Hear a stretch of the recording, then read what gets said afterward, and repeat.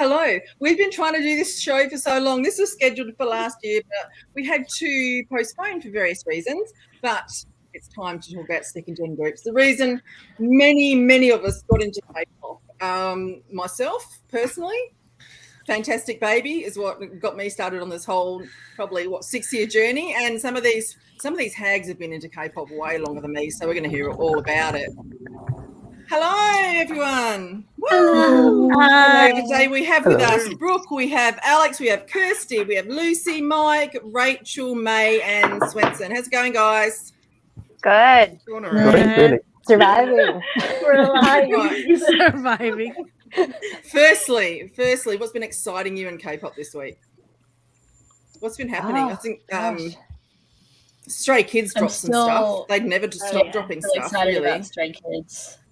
They keep dropping things. That's Saran's song with Taeyeon from NCT. If you watch that, Taeyeon's so pretty, man. Yes, it is. Big Bang. The chat. We have a release date now, finally. Yeah, hello, Mike. Again. Dreamies released a highlight trailer, which was good. Since they've been advertising their comeback for like 3 years. Oh, they haven't been doing enough. Highlights came back. The Beast originally. They came back with a song. It's very pretty. Monsta X is coming back soon as well. Yeah. I'm happy for that. I got really good tickets for Sunday, the 29th. Big Bang is coming back. Yeah. Bang. Yeah. Today they dropped the teaser photo for GD. Yeah. I haven't seen it yet. Really?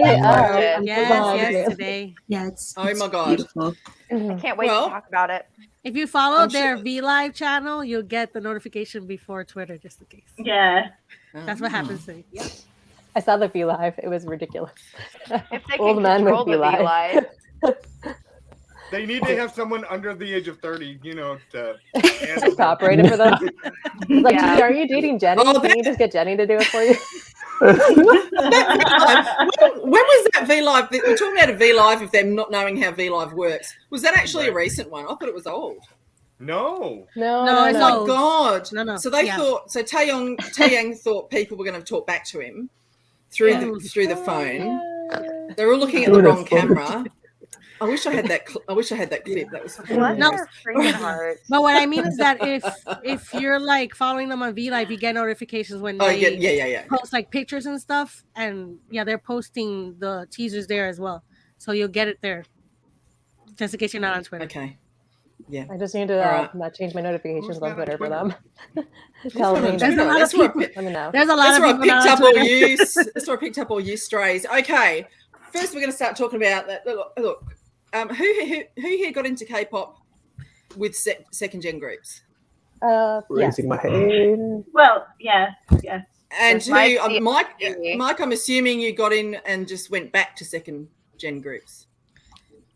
I got in with Shinhwa, so I mean. Yeah, I was on the first gen. Went through. Okay, you're. Wow, I didn't think there was any. Mike is any of you left. I thought you were just a myth. It's alcohol. It keeps us going. There's some of them around. They're very rare and far in between. Kind of like Mewtwo. Very rare.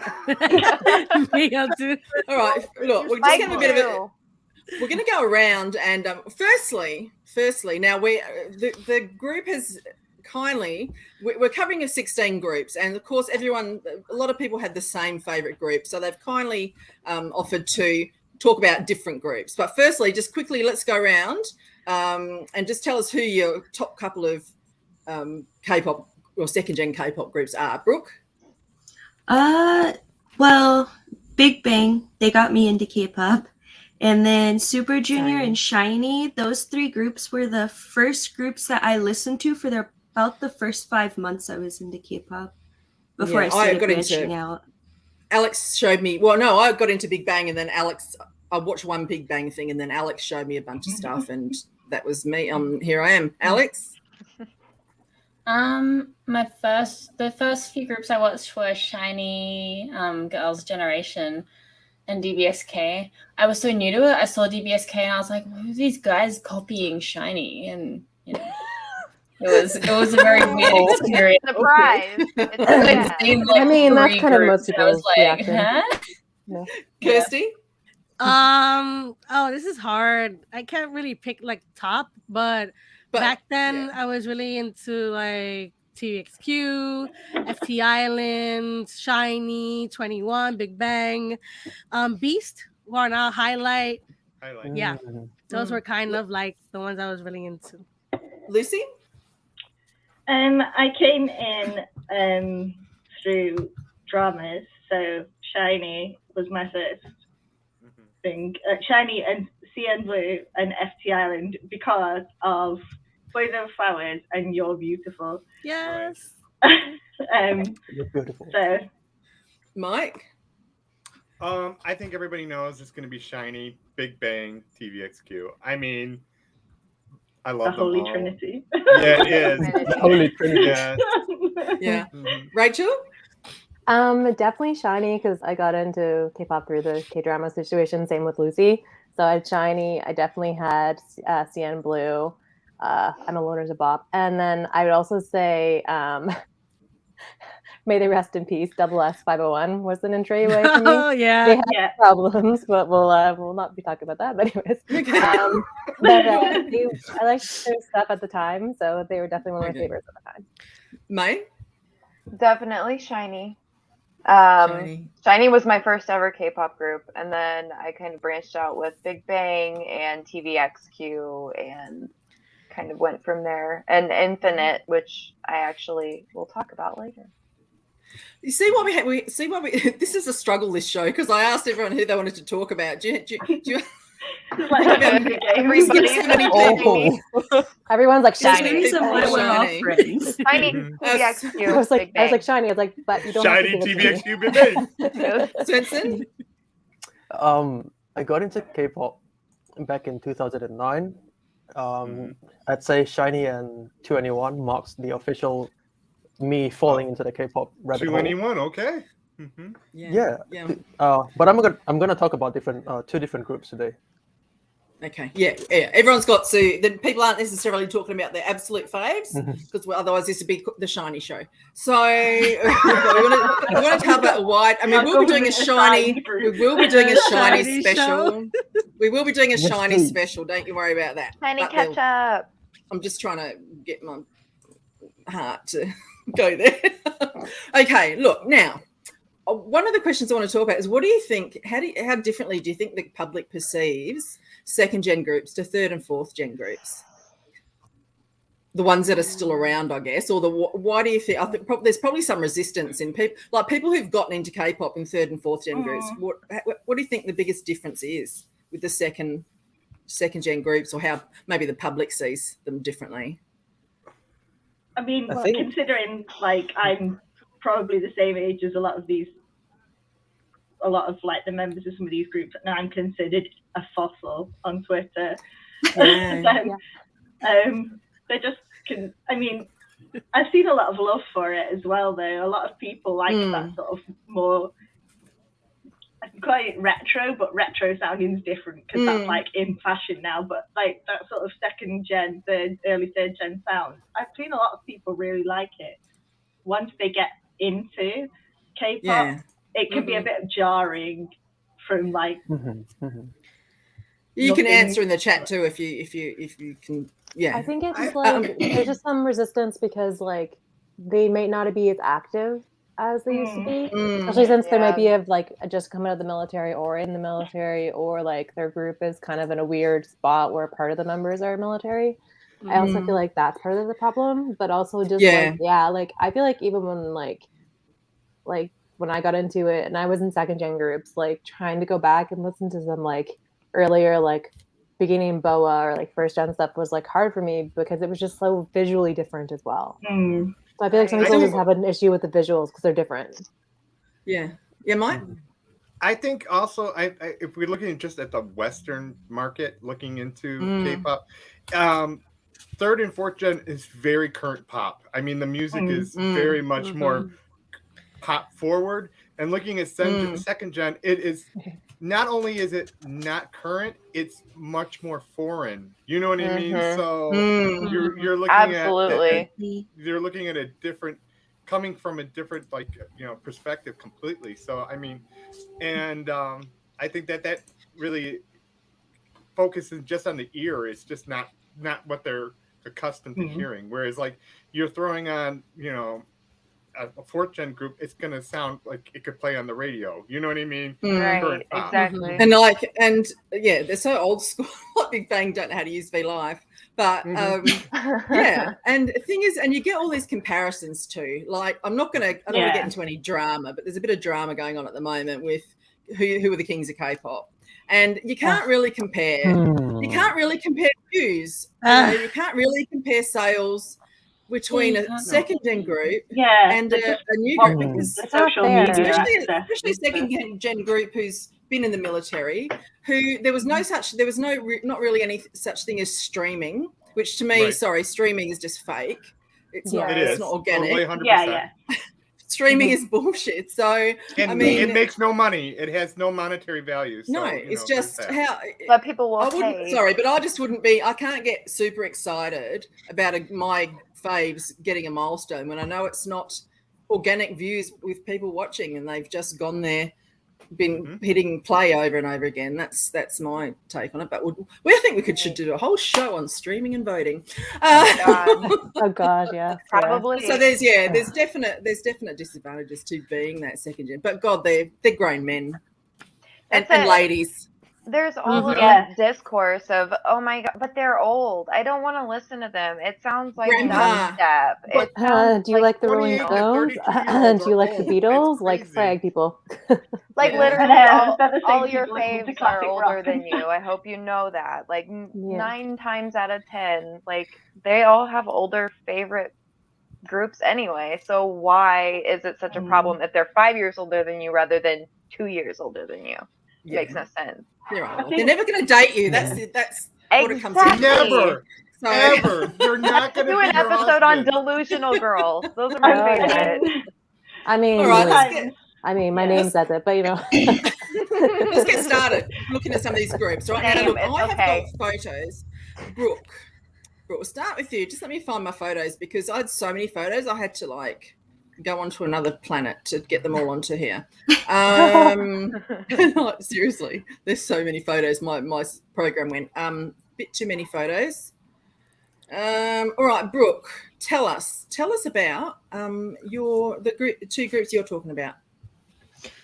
So today I'm going to be talking about Wonder Girls and FT Island.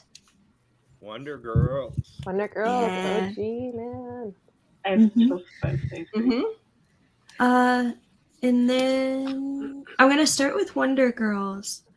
They had their debut showcase on February 10th, 2007, but their official debut was February 13th, 2007. They debuted as this is going to get confusing. Please follow along. It does get confusing with Wonder Girls. It doesn't. It does. Yeah, debuted with 5 members: Yeon, Sunyi, Sunmi, Hyuna, and Sohee, and Hyuna as Hyuna. Hyuna left the group in July 2007, and then Yubin was added, and then Sunmi left in 2010, and Hagdom was added. And then from 2012 to about 2015, the group went on hiatus. And during that time, Sohee left to focus on acting. And Sunye got married and had a child and decided to leave the group to focus on her family. And then in 2015, the group returned with 4 members. And it was Yeon, Yubin, Hagdom, and Sunmi returned after focusing on school and a solo debut. So it's a little difficult to follow, but we got there eventually. Let's see. They their concept and style, they're kind of known as retro queens. in Korea because even from the beginning, their earlier music was a lot influenced by like 1960s, 1970s style. So like think something like Nobody, which ended up being like one of their big breakthrough hits. And Why So Lonely is kind of like reggae 1970s. And then you have a lot of their music from 2012 to 2010 to 2012 was a lot more 1980s pop inspired. And then when they came back with their band concept, they were kind of like the 1980s, but more on like the synthesized band style. So they've gone through a lot of genres. Yeah, it's super cool to see all of the different inspirations that they had in like their music and also in like the clothing style that they had. Because in the video for Nobody, they were definitely based off of the Supremes. Oh yeah, with definitely. the like 60s hair and dresses. I think what's super interesting about Wonder Girls though is that they were JYP, like the man, his first girl group. So it's kind of interesting to see how it's evolved in the way that he manages girl groups from Wonder Girls to the girl groups he has now, like Twice and the new one. What's it called? What's the new one? One I forgot the name of already. NMIX. There it is. NMIX. Sorry, girls. Poor girls. But that's all I gotta say. Yeah. Lucy. But it's so cool to see like that evolution because Sunmi is still really in her solo music. She still does a lot of 1980s, like the one that came out, the purple one, Purum Bim Pam, the weird name, that one, so good. It's very 80s, yeah, very disco, gorgeous. I loved it. And I think one thing that's super interesting about Wonder Girls is that they had a lot of American activities going on. They had a movie with Teen Nick, and they went on tour with the Jonas Brothers. And they released music in English. They released Nobody was their first English, it was a translated version, was their first English single. And they had a lot of plans to release. Oh, kitty. At the end of the Wonder Girls there. Sorry. They had a lot of plans to release like English music and go on tours in America and do a lot more stuff like that. Unfortunately, when those plans were supposed to come to fruition, they ended up going on that hiatus, and then 2 members left and the plans kind of like ended up falling through. But I think one thing that's interesting to think about is how different America's relationship with K-pop would be had the Wonder Girls been able to do what was planned. They came with like Akon, and it was just how different everything could have been if they became more successful or had been able to do what they wanted to do. So that's one thing I like, going back and like seeing and wondering how different everything could have been. And Wonder Girls, unfortunately, is one of the groups we're going to talk about today that has officially disbanded. It was announced, it was announced January 26th, 2017, but they released their final single on February 10th, 2017. So it was kind of like their 10th anniversary type thing, but also their goodbye. And their final single was called Draw Me. So they unfortunately fell victim to the 10-year curse. But yeah, while they made music, they were so great. They had so many hits, and there's no way you will look at a list of the best music of second gen and nobody will not be on there. Mm-hmm. That song is a classic, and I will fight anybody who says they don't like it because you're lying. Fight me too. You are a liar. And then today, I really only know Sohee is still acting, and Sunmi obviously is having a very successful solo career. And then Yubin, hold on, I need to check. Yubin's still with JYP, I think, or she was, and released a couple songs. Yeah, Yubin and Hagdom stayed with JYP. And then Yeon and Sunmi didn't renew their contracts, and that's why the group eventually disbanded, was because 2 members renewed contracts, 2 members didn't. And then it just wasn't feasible to keep them together. But yeah, if there's anything anybody would like to add, because I know I missed a lot of stuff because I'm trying to make sure we can get through 16 groups in time. I think Hagdom got married and became a mom recently. Yeah, yes. Last year, if not yet. Yes, yeah. And then the other girl, her name, oh my god, the one that left was Sunmi. She also has a solo career under the name like Hatfelt. Yes. If you listen to her stuff, quite nice actually. So I would go give her a check out, because most people know Sunmi, but most people don't really know her, unfortunately. And I feel like that's sad because her music's really great. Yeah.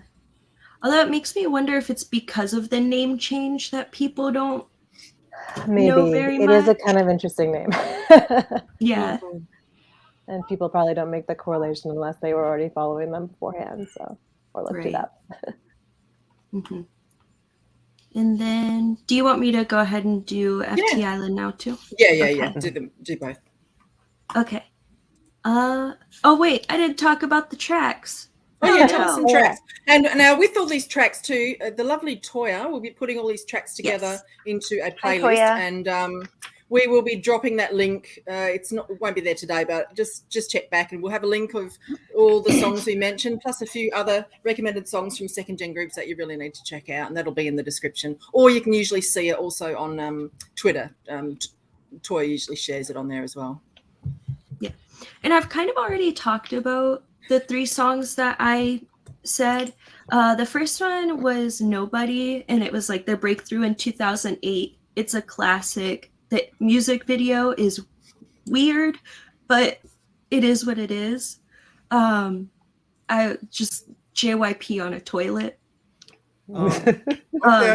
This is not JYP. It's in there. No, that's not. Have you ever seen the video? It's weird. Yeah, I have. It's weird. He also appears Random like in a lot FT of their Island. videos, doesn't he? I know that I was seeing Random FT Island. Yeah, Random FT Island. And then the second song was. Oh, sorry. Really different. Someone's in the track going, "Who's this JYP person?" I should point him at. I'm like, oh my god. Shut up. There you go. There you go.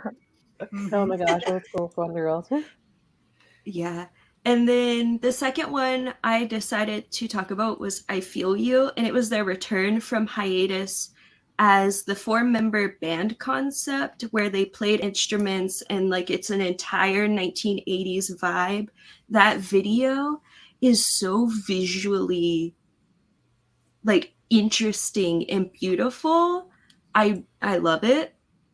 And then obviously I think one that we need to talk about is Why So Lonely, because for me that's one of their most famous, like, well, it's their most famous recent song, but I feel like that song blew up because it came out in the right time for that sound, because that was around the time that the tropical sound was going crazy, and it was just different enough that it fit the mold, but it was also outside, and it was something to kind of break that repetitiveness that a lot of songs had.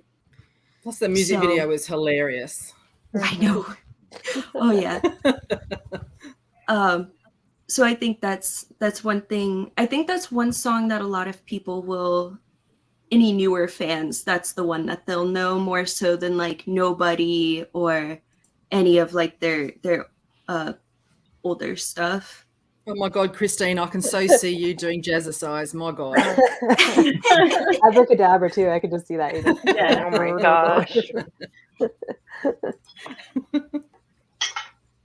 And then, okay, now we'll move on to FT Island. Yeah, sorry. Got excited. Photo time. They debuted on June 7th, 2007. They debuted as a 5-member band with Hongki, Jijin, Minhwan, Wonbin, and Junghoon. We're not going to talk much about Junghoon. He left in 2019. He did some bad things. We're not going to talk about it. They had a couple of lineup changes where in 2009, Wonbin left and then Sunghyun joined the group. And then in 2019, Sunghyun left the group to pursue acting. So and then in 2019 to 2021, they were on kind of like a hiatus because the remaining 3 members all did their military service within that time. And then they came back. Some attractive men there. Oh, they're gorgeous. I know. Oh, yeah. For sure. But they all did their military service.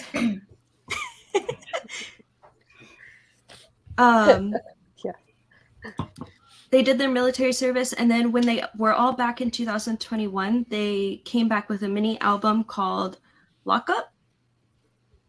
And they're kind of considered the first idol rock band. That's really like their concept. They've gone through a lot of different genres of rock music, but yeah. But they were kind of that first group there, and then now we have groups like In Flying, Day 6, and that sort of genre of idols is starting to expand, which I love.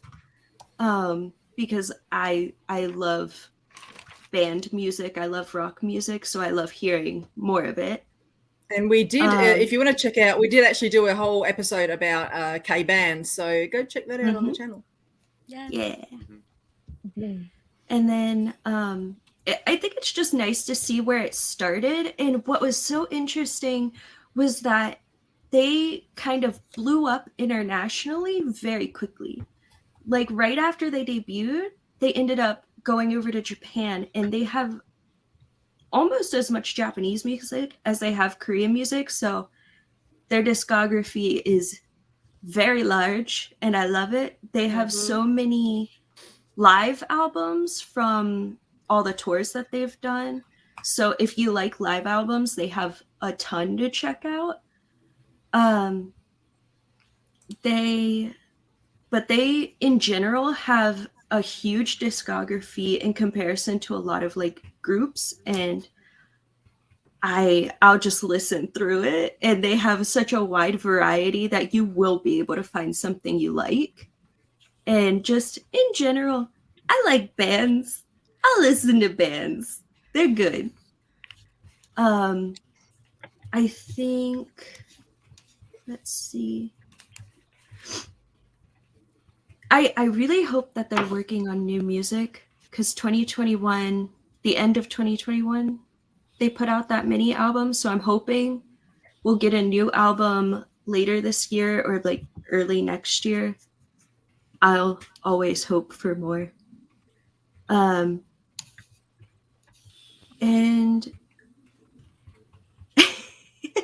I wish was a bop.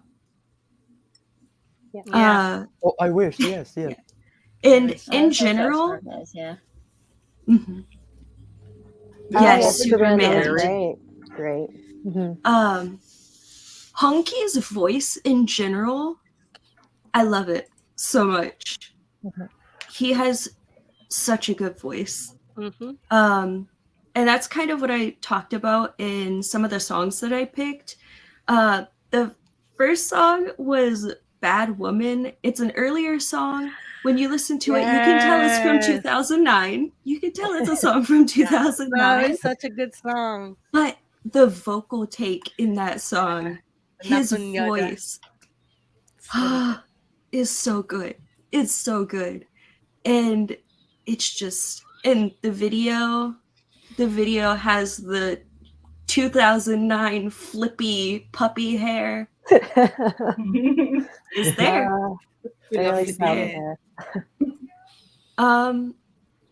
It was really hard to choose 3 songs for them because they have so much music with such a variety. So I kind of tried to pick 3 that are different so you can see 3 different sides.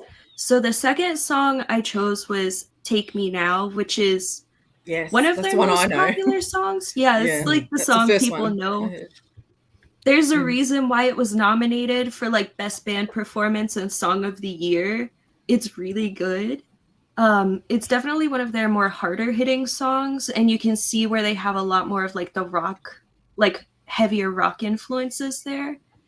And again, vocal take, Hunky's voice, so good. And then the last song I'm going to talk about is the song that introduced me to FT Island, and it was Puppy.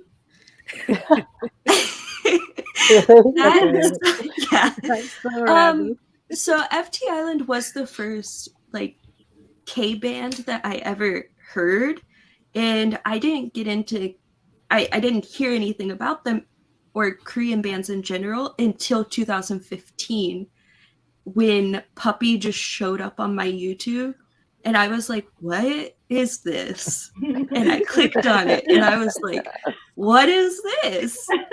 There's actually dog barking in there, isn't there? Yeah. And right. some of they want you to say bow wow.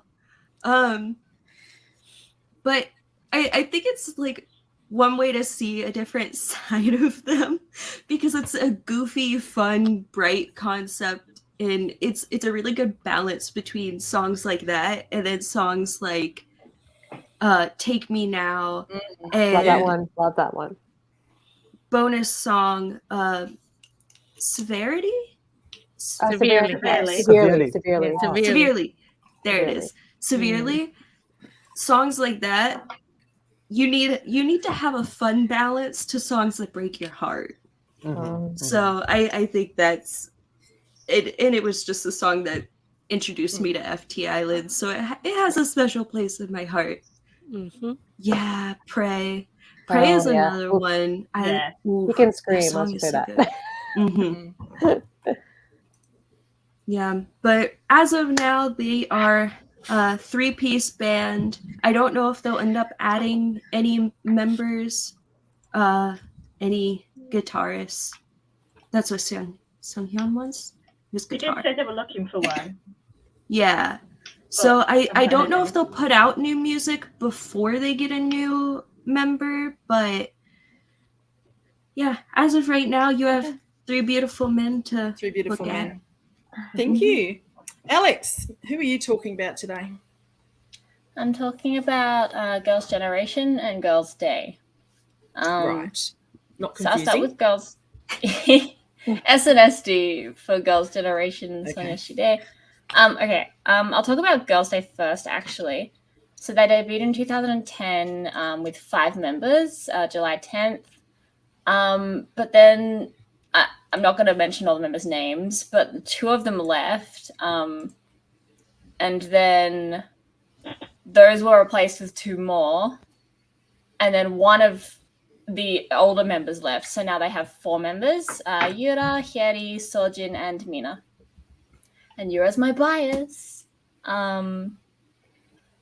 What else? They're mainly into, I guess, dance pop. They sort of, like a lot of girl groups back then, they sort of started out with the cuter concepts, the girly concepts, and then eventually with their audience, they sort of matured and did more mature concepts. So, like, I think one of their most popular Cuter Concepts, when they had their first round of members, was Twinkle Twinkle. And then I think from Expectation, they started going a bit more mature, except I think they were comfortable enough in their sort of group, their genre, that they could sort of go back and forth between mature and sort of girly cute at the same time. So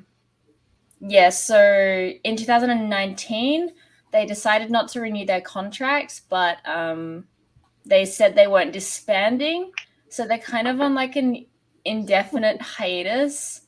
And I also just found out that in 2013, they were appointed honorary ambassadors for the Planned Career Campaign Because I'm a Girl. They went and did a bunch of like volunteer stuff overseas in like Thailand and stuff. And a lot of the proceeds went to like childbirth for girls' registration.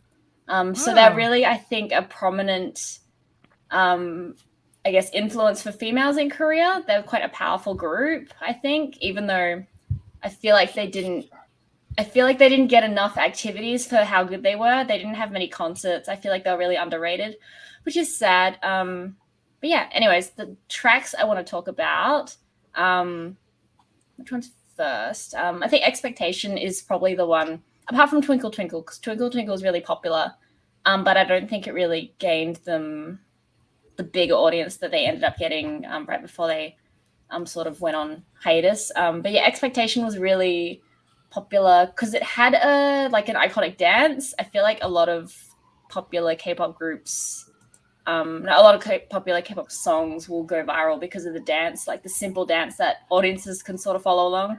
They had like suspenders and they sort of did like a butt move facing the audience. And everyone was like, wow, that's so bold. So everyone really liked that. Female President, that's my favorite one. I feel like that one sort of really, yes, Boys Day. Okay, Boys Day. I mentioned this earlier, but they were powerful enough that they had 4 boys from different K-pop groups do their song, like they did a collab. So Girls' Day did something first on the stage. So they did like the first half, and the dance, it was like you had like a slit up the dress and they had like feathers on the fingers and they did like a thing. It was pretty iconic. Anyways, they did like the first half of the dance and then the boys came out in like wigs and like tight dresses and everyone's like, it's hilarious. Anyways, Female President, I think, back to Female President, I think kind of really suit them as sort of a powerful female group. Obviously, the concept was women in power because female president. Anyways, I think one of their more recent ones was I'll Be Yours, which was sort of really that's great. Kind of jazzy. There was a lot of like real, I don't know if they were just samples, but there was a lot of like real instruments in it, like trumpets and pianos. Yeah, those are my 3. Didn't they also burn a piano in the MV? Yeah, Euro playing piano and then it started burning. Yeah. And all the pianists started I screaming. vaguely remember that. Yeah. Anyways, that's it for Girls' Day. I will talk about Girls' Generation. You went from day to generation. Yeah. Icon. The girl group. Yes, it is. In my The opinion. Nation's girl group. The girl group. Oh, it's look those legs. I know. Same I here. mean, that's All definitely. them Are we meant to say what company they're with? If we Yeah. are Oh, no, we Girls' don't. Day, No one cares. Dream Tea. Dream Tea. Okay. Well, SNSD, Sonia Shadi, their Girls' Generation is with SM Entertainment, unfortunately. But yeah, they debuted to no, that SM aren't too bad. Whoa. It's the talent. I mean, wait till you get to me.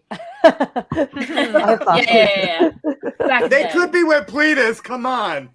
Yeah. Oh, They wouldn't be a group if they were with Pleatus. Yeah, they can't do girl groups. We could have Starship, you Please know. can't keep do groups full stop, but girl groups, there's a curse. There's a curse there. Yeah, let's not. Anyways, they debuted 2007, August 5th, with 9 members. In 2014, Jessica left because she wanted to start her own like sunglasses business, and SM was like, "Sorry, you can't you have to leave. And she was like, oh, okay. Anyways, that's sad. So, that was, I think, after Catch Me If You Can. So they recorded Catch Me If You Can with Jessica, 9 members, and then they re-recorded with 8 members. And you can see like both versions if you like search hard enough. Anyways, Girls' Generation, I don't know, my first ever K-pop girl group. They had a lot of, I think they were the most sought after girl group in terms of advertising things. They made 1.2 million revenue just from G. If you haven't seen G, you don't know what skinny jeans are. That was probably their most popular sort of breakthrough song. So yeah, go check that out. They mainly, I think they started off with sort of girly, cute pop music. I guess the classic sort of sound for early 2000s girl groups, and then they really sort of branched out and did a lot of again, similar to Girls' Day. I feel like a lot of these groups you can't really stick to one genre. It's kind of hard. They did a lot of Japanese promoting. They're really popular over there as well. Some of my favorite songs of theirs are actually Japanese. I feel like a lot of SM groups never go wrong with Japanese releases. This is true. Yes. Okay, yeah, that's 8 members, right? Yeah. Anyways. So pretty. I feel like another really interesting turn point. I think their first full English song they released was The Boys. They released it in Korean and English. It was their comeback after like a really long time just doing nothing. So everyone was really hyped for that. As usual, SM promoted it for like years before they released it, so that was good. I think that was my first comeback with Girls' Generation. Anyways, 2017, only 5 of them renewed their contracts. The others are sort of doing their own thing. Tiffany's doing solo stuff. Sooyoung's acting. And the others, the 5 that renewed their contracts, came back with in a subunit called Oh My GG. And it's O because O is 5 in Korean. So it's sort of a play on languages. And right now I think that subunit is on a hiatus. So they're all focusing on like solo activities. Like Taeyeon is in Girls on Top doing like solo stuff, and so is Hyoyeon. So they're still quite busy, even though Girls' Generation hasn't really done anything for a while. My favorite track is Genie. I think Genie was probably one of the first ones I really loved. I cut my hair short because of Sooyoung and Genie. One of my favorite B-sides is Talk Talk. They've got 2 songs called Talk Talk. Wait, I didn't talk enough about Genie. Please put the photo up again. The photo. So do your work, the one with the captain's uniforms. Genie's photo. That one, yeah. I really like the sailor outfits. I feel like they were one of the first groups that sort of did the sailor/military outfits. Not to say that they started a trend, but I feel like they started a trend. Classic. They almost have knees. They almost have knees. They paved the way for naval outfits. No. Anyways, yeah, Oh my that was God. a really nice concept. Although I don't get why they were sailors, because the music video, it was like they were like talking to someone saying, "I'll grant your wish," and they're sailors. So It could be like I Dream of Genie, because he was like a naval, the astronaut. He was a naval astronauts are actually. Yeah, he's a naval officer, and he found a genie bottle on the beach on an island. So oh my god, I didn't know that. It's been like 10 years. Well, oh my god, we're old. We're old. Fucking hell. Anyways, moving on from being old. My favorite B side of theirs, one of them is called Talk Talk. Malhebois. They have 2 Talk Talks. So the one I'm talking about is the one that's Malhebois Talk Talk in brackets. It's a really sort of like dirty pop, really sort of edgy pop, which I like. It's in their I Got a Boy album, which was also iconic. And then my favorite Japanese release of theirs is My Oh My. It's got really, I want to say 60s influence. It kind of reminds me of something like, no, actually I lost it, never mind. It's got an old school influence, not sounding of this time. It's very nice. Anyways, that is all.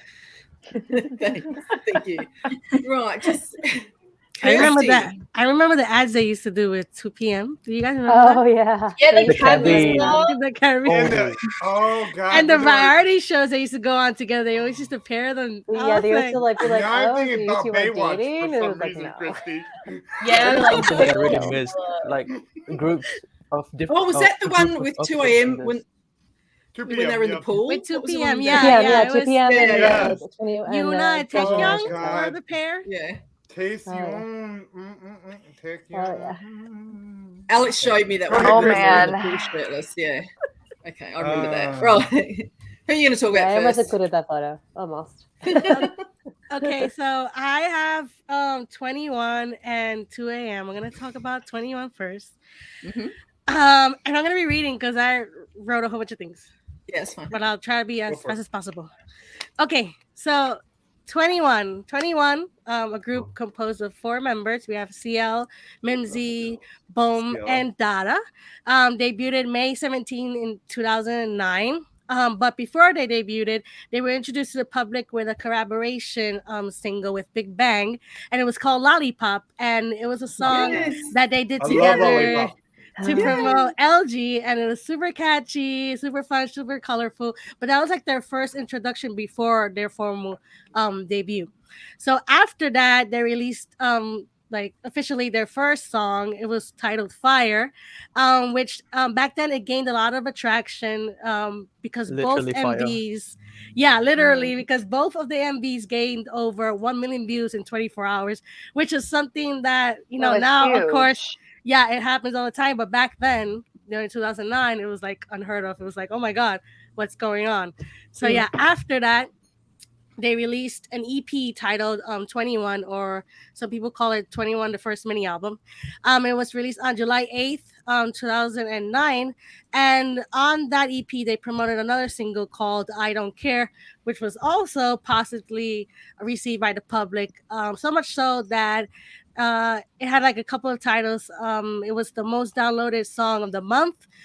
Bugs, which is like a streaming site, named it the most downloaded song of the year. And it actually won Mnet's Asian Music Award for Song of the Year, making 21 the first idol group to receive a Daesang in the same year of their debut. So, wow. yeah, fun fact. So when it comes to like their concept and style, 21 is known to have broken the stereotype back then when it comes to like girl groups, in terms of like their stage presence, their fashion sense, and like their musicality. So basically, I would like to. Everybody has like their own thought about like their concept. To me is more like girl power / girl crush, but also like showcasing many sides of women. So they had very empowering and assertive songs like Fire, Can't Nobody, and I'm the Best. But they also had like vulnerable songs like Lonely, Ugly, and Missing You. So I feel like 21, even though it was all like very empowering, they also had other songs that showcase like a more like vulnerable side. Their discography was more like a little bit of everything, but it says like I was checking the description of the CDs, and like they have hip hop, reggae, ballads, pop, R&B, dance, electronic. They have Japanese songs as well, etc., etc. So they did a little bit of everything, and they did it well. Okay. Right. So yeah, they like were very successful. Like they had like a very great run. I feel like I don't know, they really influenced the K-pop scene and the industry. But unfortunately, after like 2016, which was like 2 or so years after their last album, which was Crush, Minzy left the group and the company, and then months later, without the knowledge of like the other members, especially CL, the company announced that the group had disbanded. And if you know the company, you know the company. I'm not gonna say their name. Fuck them. Fuck them. I'm not gonna say their name. I but mean, you know which company at there this is. point, they should just make their own company. Yeah. So unbeknownst to everybody, even CL talked about it, that she received a call and she didn't even know about it. Everybody heard about it on social media. The group was officially disbanded on November 25th, 2016, but they recorded a last song titled Goodbye, and that was released on the 21st of January. 2017. It was like a farewell song to the fans. They also said that it was like a farewell letter to Minzy from CL's part. So it broke my fucking heart. Okay, I cried. I cried. So much. My God. It was fucking much. If you watch that without crying. It was very very heartbreaking in the sense you see like because for those who haven't watched it, it's basically the visuals of them for throughout the years, like a what is it, like a green screen, like a what is it, I forgot a projector. A projector, and then they're just singing in front of it, and it's in black and white, and it was just very heartbreaking. Broke my heart. I don't know, like when it comes to like their disbandment, everybody has their own take on it, why it happened and everything like that. I don't know. I mean, misogyny is always part of it, but officially we don't know. But I feel like 21 can only handle one girl group at a time, that company, apparently, because they're idiots. That I feel like got treated like shit. Totally. I feel like in general, when it comes to like female artists, a lot of times there's not even a try to defend them or try to like clear things up or give them a chance to like continue their careers or anything like that. I feel like it's just half-assed. They don't even get the chance that a stupid situation. Like it wasn't even her fault, really. Like I get it. I kind of understand her point of view, and I don't think it's like they blew it way out of proportion. So I feel like I wish there was more could have been done to help her on like a professional level and personal level, but that's But someone commented on the Mama Awards amazing. performance. I thought they were coming back, and that I was so happy. Performance was iconic, and oh my that gosh, whole Mama screamed. It was just absolutely beautiful just to see them come up from the stage, and it's just like 21 always had that spark. I just feel like them as a group, they had something. They had it. They had the star quality. They still do. The stage presence, and I feel like they were cut short. That's just personally, I feel like they were cut short. It was very unfair. I think CL they had so much would jump at it if she had an opportunity. She'd jump right back to anyone. I mean, you never know. They might. You never know. Yeah, I mean, it's not the recent photo. I'd buy 50,000 albums. 50,000 easy. Yeah, we go see them in concert and everything. But I think 21 was a very special group. I hope they come back in the future, but I'm just happy that they're all doing their own thing, giving themselves a second chance at a career and in life. And I think they're just a beautiful group, just overall star group. And I just feel like everybody should just give them a chance, even though they're second gen. They have a lot of good songs. The tracks that I would recommend would be Fire, because personally when I like to look at groups, I like to look at from the beginning. I just want to see like how they've changed, how they've grown. So I would say start with Fire. But also I Am the Best is a kick-ass song. Oh, I'm sorry. Always. Is that allowed? Oh my God. Have you heard me on here? Have you heard me? Fucking A, Chrissy, just say kick ass. Kick ass song. Yeah, I Am the Best. And it's a I don't want to sound cocky, but you understand why they say I am the best. Like, it's a song with reason. They are the best. And that's the only thing I have to say. It's a song with reason. Oh, yeah. There's a reason why they can say that. So, yeah. And also the slower songs, which is I love ballads. And when one of my favorite groups has a slower song, I love it. Missing You is one slower song that I really like. It really showcases their vocals and their vulnerability. So, yeah, I just think overall, please look at the B-sides as well. I think that's just one of the greatest things you can do when you are trying to like get into a group. check out their B-sides, please. Don't just limit yourself to the singles. Yeah, I love the B-sides. And why you should fan them? Because they're fun, because they're amazing, because they're talented, because they're, everything. Hot. I think they're, yeah, of course they're beautiful as well. Like everything. Just check them out. They are women. They are women. Women. Okay. So the next group, the next group is gonna be 2 a.m. Now we're going to the boys. We're going to 2 a.m. The sweet boys. The sweet boys. They're so fun. I mean, they're so funny now. But okay, this picture. Now I'm thirsty. Oh my god. Okay, so 2 a.m. The group composed by 4 members: Jo Kwon, Changmin, Sulyung, and Jinwoon. They debuted on July 11, 2008 on Music Bank with their single "This Song." The group was formed through Mnet's training program titled, I think it's either Hot Blood Men or Hot Blood, one of the two titles. Hot Blood Men. Hot Blood Men. It's Hot Blood Men. Thank you. Hot Blood Men. Hot Blood Men. Hot Blood Men. I remember. Mike's all about that. He knows. Okay.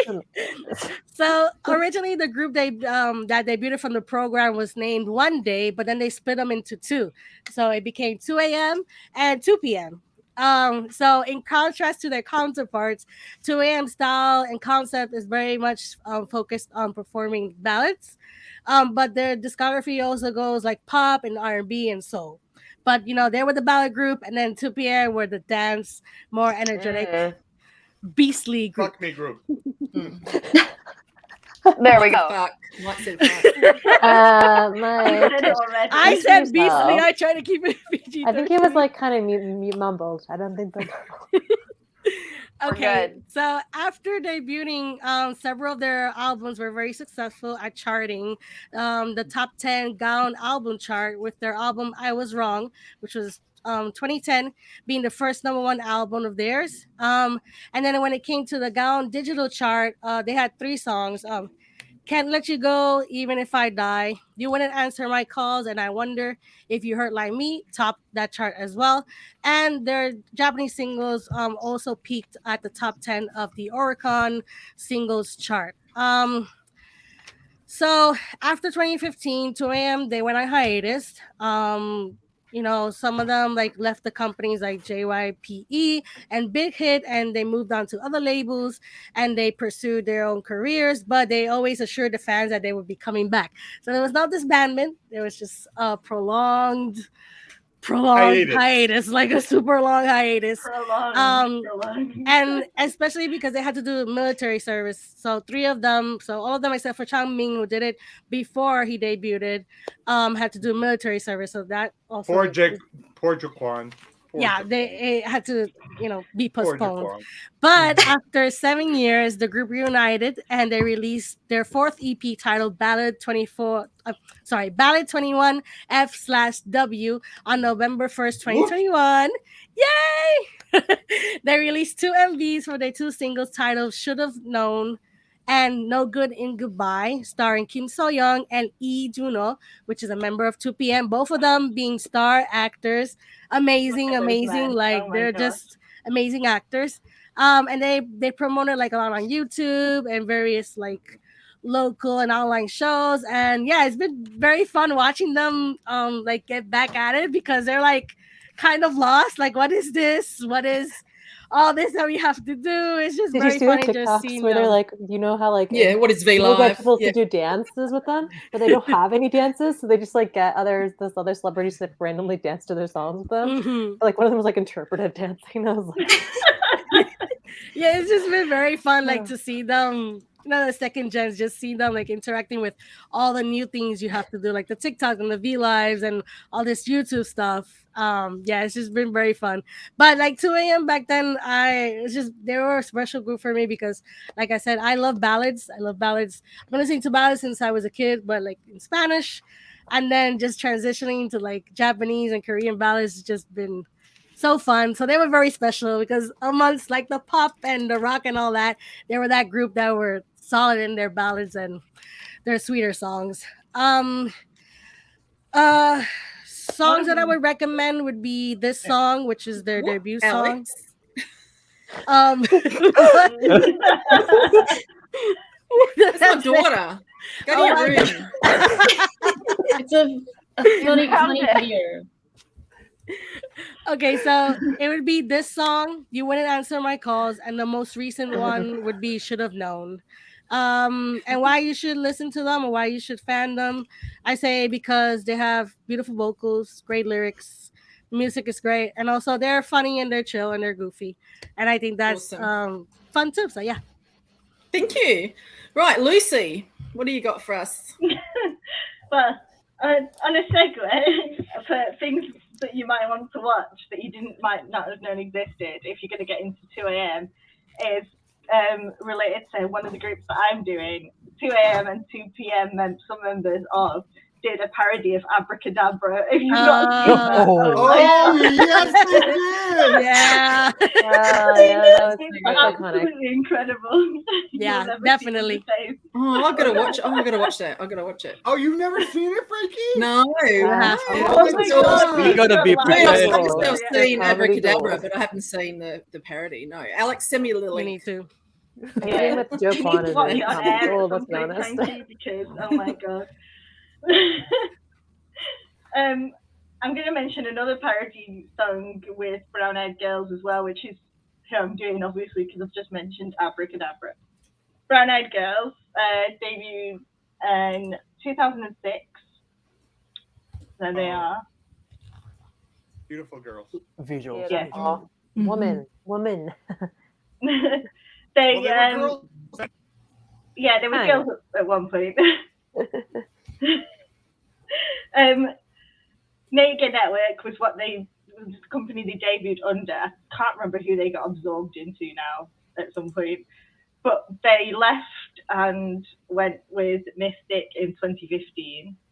And as far as I'm aware, they're still with them, apart from Mirio, who left, but still she did a thing where she left the company but still in the group thing. Oh my God, that's super quality. And there's 4 members, nice and easy. Gia, I think it's pronounced, isn't it? Yeah. They're all 1981, apart from the Maknae, who is my year of birth. So there's Gia, who's the main vocal and leader, and I believe she actually got the group together as well. She actually scouted everybody based on sort of recommendations and found remembered somebody that sung really well, and they found Guy in a competition that she lost, but they saw her and were like, oh my God, we need her, and she was the last one to come in, I think. So there's Gia, Mirio, who's the rapper / vocal, Nasha, who iconic vocal dancer, and Guy. And a lot of people I think probably know from her solo career because she's pretty prolific all around for that, just popping up on everyone's timeline. The 3 songs are Abracadabra because I just have to. You have to. It's the rules. That was 2009. They did debut with a different sound. Abracadabra was the start of their newer sound, like sort of city girls sort of sound that they went for, because they started with R&B, which wasn't that popular at the time. It was more sort of like weird dance and stuff instead, which is fine for second gen. So they did change up things a bit, but they still got those R&B vocals down if they need to.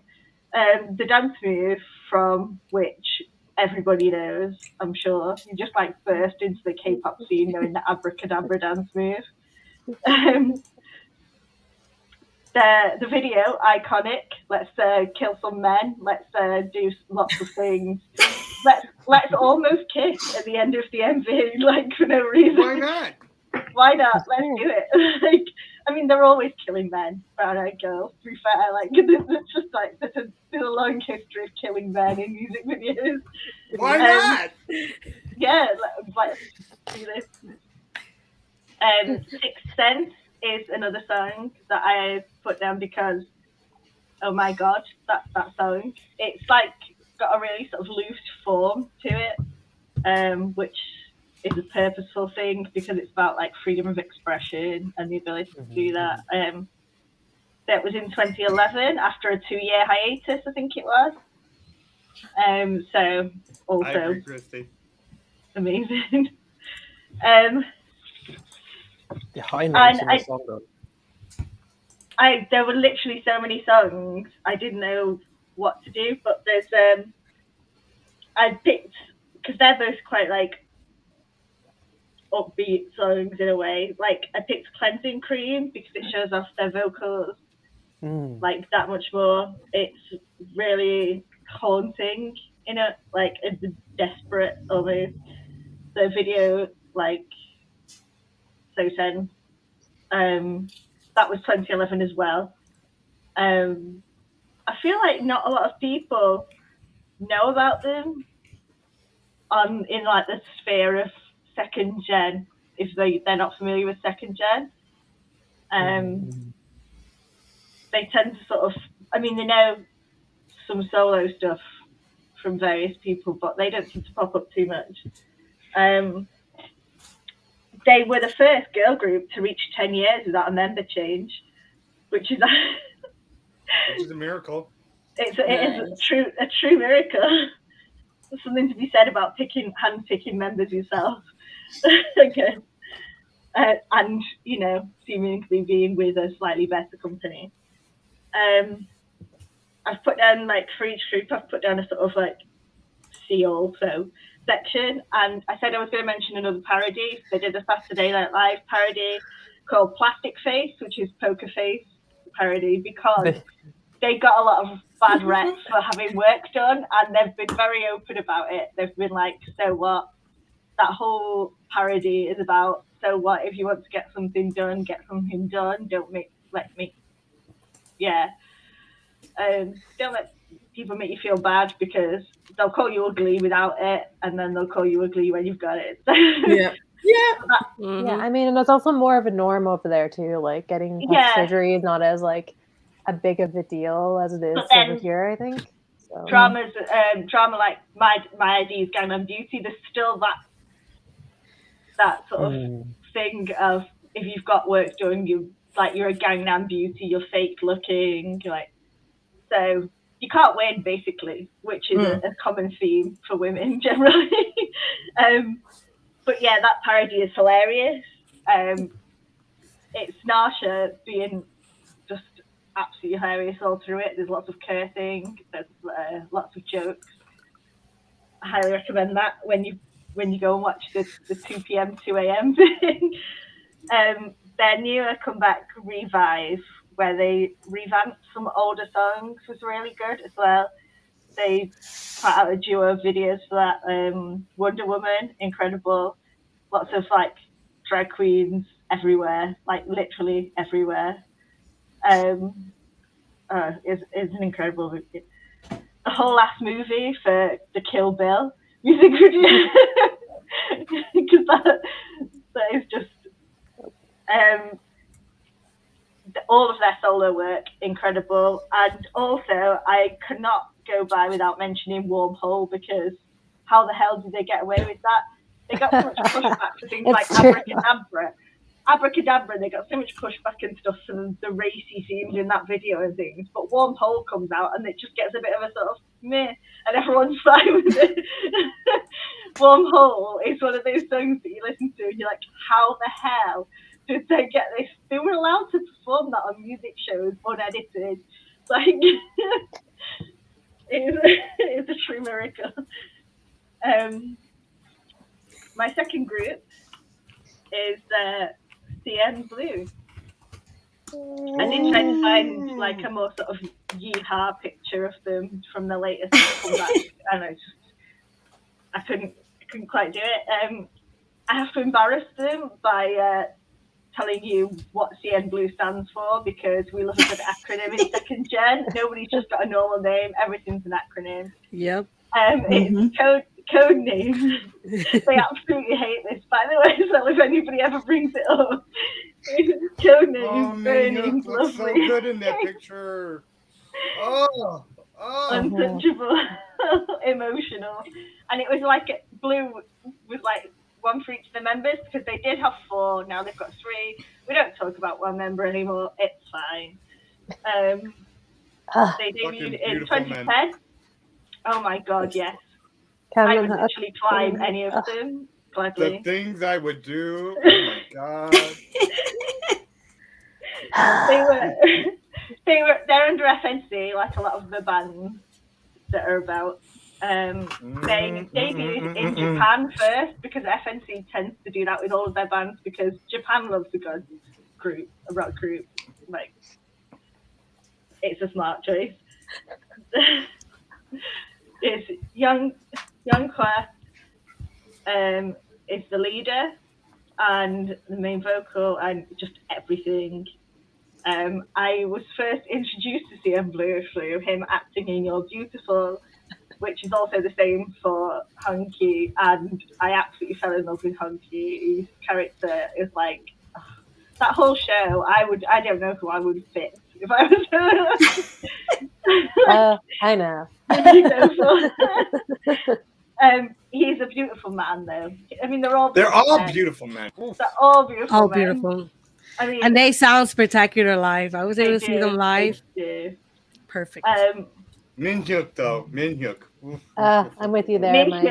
I'm with you there. Yeah, Minhyuk aged like a fine wine. He's not. It's like it just helps so much. He's a 91 liner, so they're probably quite young compared to a lot of them in the second gen thing. Jungshin's the Maknae / bassist. Minhyuk has got a YouTube channel. Amazing. Yes, he does. Let's go just watch him do anything because that's what the channel is. He just learns how to do random things. He was a hairdresser in the military, learned how to be a hairdresser in the military. I found out. God bless, I let him cut my hair. I let him do a lot of things to me. What are you talking about? Oh no. Oh yeah. Calm down, Mike. Calm down. I just need everyone to go watch Hospital Ship with him and Hagdom. There you go. That's my God! Yeah, he's very, very steamy. Yeah. Anyways, they're all actors. They're all actors and amazing actors, and just so awkward. They're so awkward. Isn't that like an FNC thing though? Like you're an idol in a band or a group, but you're also an actor and everything because like that's your thing. FNC pushes acting quite a lot, and a lot of a lot of FNC idols do acting as well. Like look at SF9 and everybody. I mean, Then Now Forever made me cry a little bit. Yeah. If you've not seen Youngwa's ODG video where he goes in and looks back at stuff and he just rocks up like a Russian grandma in the video. He's so weird. I love him so much. My 3 songs, I can't stop because I just had to include that. Everyone literally knows it, even if they don't think they know it. The same for I'm a Loner, which is their Korean debut, but official debut. That's my favorite. That's like emo Rachel times, Literally. it got 2 music show wins, which is a record time for 4.5 years, I think, after that for debuting and then winning. So, and then Love Cut, which is the 2020, that whole album, Chef's Kiss. Cowboys, we love a bit of yeehaw in K-pop lately, clearly, but oh my god, yeehaw, Save a Horse and all that. So some dramas that they've been in that I recommend: Diaz, Cinderella in 4 Nights, You're Beautiful, How to Be 30, Summer Guys. Summer Guys is great. I love Summer Guys. Oh yeah. Just if you can find behind the scenes things for them or anything. Just they're so funny. They're so weird. And so funny. They're so awkward sometimes. It's really funny. They are so awkward. I mean, I feel like Mike. Youngwet is finally of the age where he can now officially be the dad, like the dad joke, awkward dad that he's always been. Like, he's now coming into that age life. But yeah. Fun fact or not, when they were in Japan before they debuted in Korea, they had a different bassist.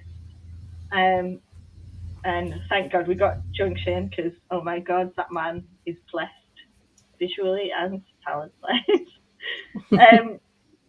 But it was actually Flying's bassist that was with them, that debuted with them, Kwan Jin, who isn't with Flying now either. He's like off doing his own thing. I think he's getting married. Got married, I think. He did get married, yeah. Yeah.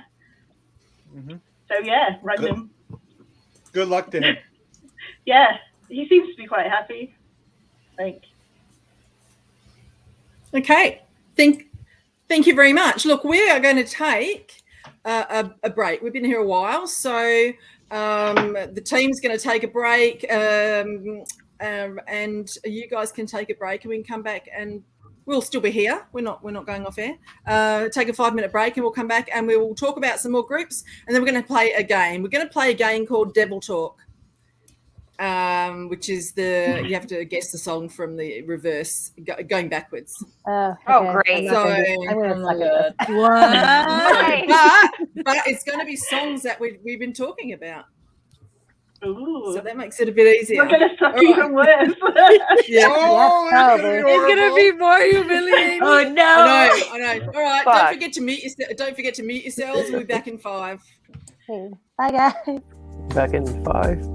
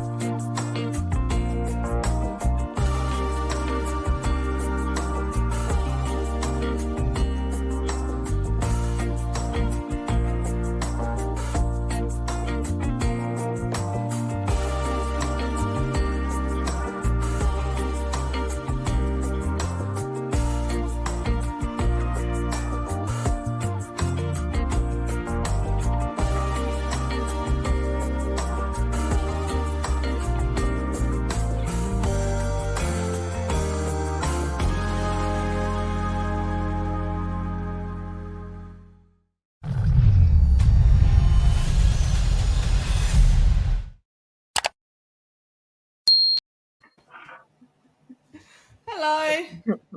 I think that's 5 minutes. It just started, and that was I used the music from when we did Kingdom, so I had the Kingdom intro. I was like, "What is that?" Yeah, Kingdom. Right, just waiting for Alex and Swenson. Oh, and Rachel. So, guys, tell us in the chat who are your favourite second-gen groups while we're waiting. Sorry, I sent them the links to those things. So hang on. Alex, hang on. It's okay, I'm here. Oh, okay. I think I should probably just leave now because I haven't eaten. And okay, you go. Bye, Alex. Bye, Alex. Thanks for coming. Bye. Oh, wait. I was going to ask. Swenson had the idea to mention the vote, the KCDC voting thing. Oh, yeah. Yes. Oh, okay. Yeah. But I have to go now. So did you want to do that, Swenson? Yeah. Later on? Or do we do it Yeah, now? whenever. I mean, Okay. you mentioned it now, and then mention it again at the KCDC end. are in a competition. KCDC are in a dance comp, and they did a cover of NCTU Universe, right? So if you have the fan, is this right? If you have the Fan 2 app, you need to go on there, find the K-pop cover dance crew tab, and then go on and like KCDC's video. It's the finals. They could win money. Is that correct, Swenson and Alex? Yes. Yeah. And that's what Mike had on his phone. Thanks, Mike. Oh, okay. The Fan 2 app, yeah. What's the name of the app? Yeah. Fan 2, I got 3 phones. I used all 3 FANTIO. of them. Thank you. Yeah, we I have will like an download it. I'm sorry, instruction I've just thing been on our copying. Instagram, so yeah. Okay, Yeah. I go now. Okay. Bye. Bye. Right. God help us there all, she is. Mike's next. We see you, May. She's getting water. All right. So now, Mike. It's Mike's turn. It is. So my I guess turn. I'm the orders at much, but We know who's gone. It's okay. yeah. Mike's been a real Right. asshole. Okay. All right. So Mike, I my know it's all turn- right, Mike. It's all right, Mike, if you just say I love Shiny and leave. It's fine. Yeah. Well, I'm gonna say Shiny for last because God bless. I love you, Rachel. I love you so much. Because we're gonna go start with Suju and Super Junior. Okay, Super Junior. Because they actually debuted before Shiny in 2005. They were the original rotational group. Lee So-man just said, "Oh, we're gonna do this amazing thing. We're gonna have all these actors and models and beautiful people and singers, and we're gonna throw them at you, and we're gonna rotate them out, and you're gonna have like little subunits and all this. Basically, NCT." Anyway, but And then he Super couldn't Junior. fucking be asked anymore. Yeah, he hit. I did 2 or 3 members, and then was like, "That's enough. You know what? This is too much work." Suju was so half-assed, it wasn't even funny. But you know what? We're gonna go with it. Now, do you want me to show you photos now, or when you talk about the tracks? Yes. You can throw up the sorry track. The sorry. Okay, so we're gonna start with Suju as it started. Beautiful boys. In 2005, they were a 12-member group. Hyunchun started in 2006. They hit gold when they added him to the group. Just let's be honest. So it's it was Lee Tae-hyuk, Haechul, Yisung, Shindong, Sungmin, who I am so salty about. He should still be in the group. Yeah, I know definitely. he's on hiatus, whatever the fuck they want to call it. He got married. Real people. He got married. Whatever. Who cares? What the Where fuck ever? idols He stay. needs to be singing. Anyways, we got Hyunghook, Donghae, Swan, Ryowook, and of course, like I said, in 2006 they added Hyunhyun, who is by far, in my opinion, the best singer in SM.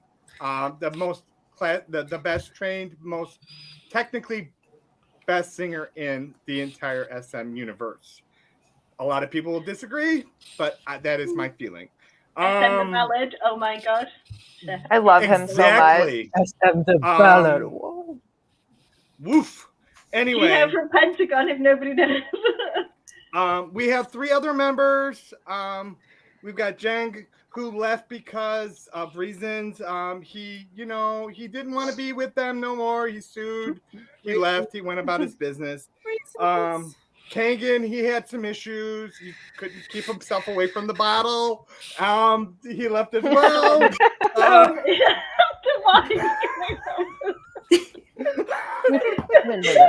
and of the 3 that did live is Kibum. I love Kibum, actually. He wanted to be an actor. He really didn't want to be an idol, and I just didn't think he was going to stick around. He stuck for four albums, so I mean, let's be honest. He did his thing. So like I said, Suju, you guys are cracking me up. Okay. I just keep moving people around for fun. Stop it, Frankie. You're going to cause me to have some kind of tics, okay? Mike's already drunk. Stop poking. I'm making him hallucinate as moving, Okay. So, as far as Super Junior goes around, okay, they had like a slow start. I mean, a lot of people think that they just bam, they were like instant hits, and they weren't. It took them a little while to warm up because, like, Sorry was in 2009, and that's really when they just went whoosh, and then it took on a life of its own, and we heard Sorry in the United States. And I mean, as far as it goes, when you think about, Korean music at that time in 2009, it really wasn't, on the radio. So, I mean, it was really something else. So as far as when we were talking about the princes of K-pop, kings of K-pop or trailblazers or paving the way, I would just say that, SM groups tend to, walk down paths that other groups tend to follow behind. So Super Junior definitely, was one of those groups. But they also had this tendency, because they were like, okay, you got 10 members. They started doing the divisions. Like my personal favorite is Cry, because the ballads and all of that, and Rachel, stop laughing at me, okay? I wasn't laughing at you. I was laughing at the comments. Whatever the fuck them comments. There's just too much information. We appreciate you commenters. We do. Yeah. There's just too much stuff for you to go through, Mike. They're too intense. I feel your pain. But I mean, things go down. We were talking about like concept wise, and we look at 4th gen and 3rd gen and whatever, and we look at NCT being experimental. I think Suju was the original experimental group. I mean, they threw so much shit at them, and to see what stuck.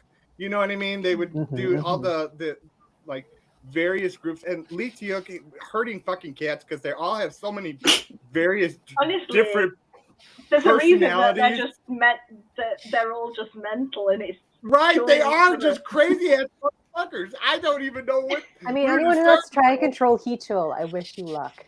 The iconic Lee Tioki is the only man that can make Hichul shut up. I'm gonna tell you that's the truth, and it takes a lot of effort. So, but I mean, the first song I would say, we were talking about tracks, is like Sorry was their breakthrough track. I mean, and they experimented with a lot of music, and then my other track would be Lo Siento, and I this is called a Trish, but I mean, honestly, they wrote like a large majority of the lyrics to this song, and it was like 100,000 pre-sales for Lo Siento. Effort. Yes. Anyway, but like Lo Siento was like it was the first Korean song to ever track on the Latin charts, And I'm like, that's like, who would have thought, a little Korean band was going to be on the Latin charts, Billboard. And they did, and that really like you can go to like I think I remember Brazil. They were talking about Suju, and like who would have thought Brazil was going to be talking about Super Junior? It really blew my mind. Super Junior's Latin American fan base is one of the biggest and one of the most like mobilized in Latin America. Like they've been doing things crazy, right, for a long time, like a long time. And then and then they did this song. Okay, originally was with Leslie Grace, but then they also put out put it out with Card. And yes, if you know anything about Card has a huge, massive Latin fan base, and I mean it just burned, and it was like so successful. There were performances with them. I'm like, yes. It was very hot. I mean, let's be honest. Hot Donghyun and Jisung. And then but they continue to stay relevant. I mean, they're saying, yes, we're old men, but we can still and old. I'm using quotes because I mean none of them are in their they're all just barely 30. You know what I mean? So yes, we're old men, but we can still make relevant music. So like in 2020, they came out with Tu Yao. And Mike, that was I need to interrupt you for a second. Hang on. Okay. I'll shut up. Old MacDonald had a farm. Old MacDonald had a farm. I'm sorry. I'm sorry. No, don't be sorry. That's you bitch. You bitch. Okay. I had to.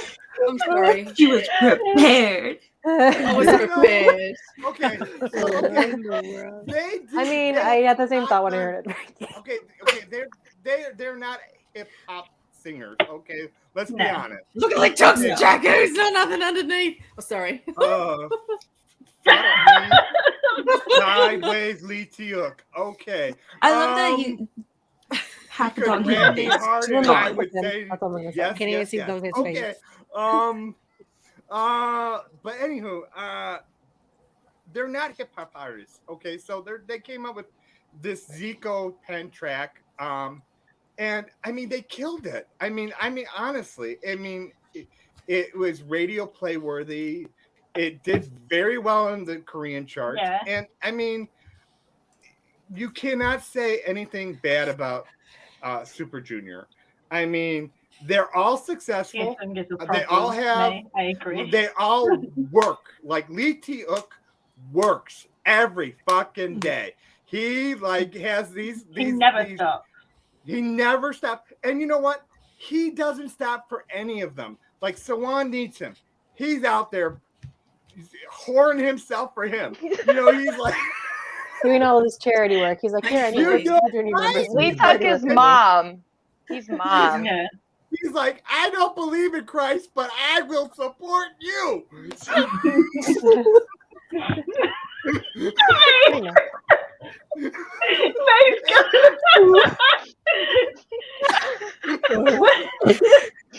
had a mouthful of water and I about spit it everywhere. But it's true, okay?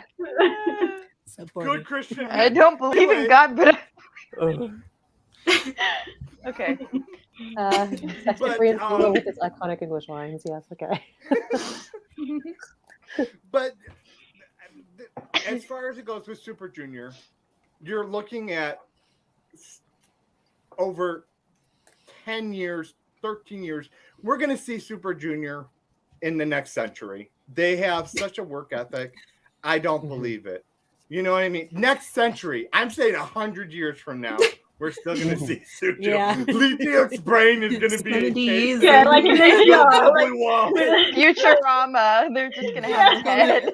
But there's an episode of Doctor Who with a brain like that, isn't Yes, there? I remember that. And a face that's face.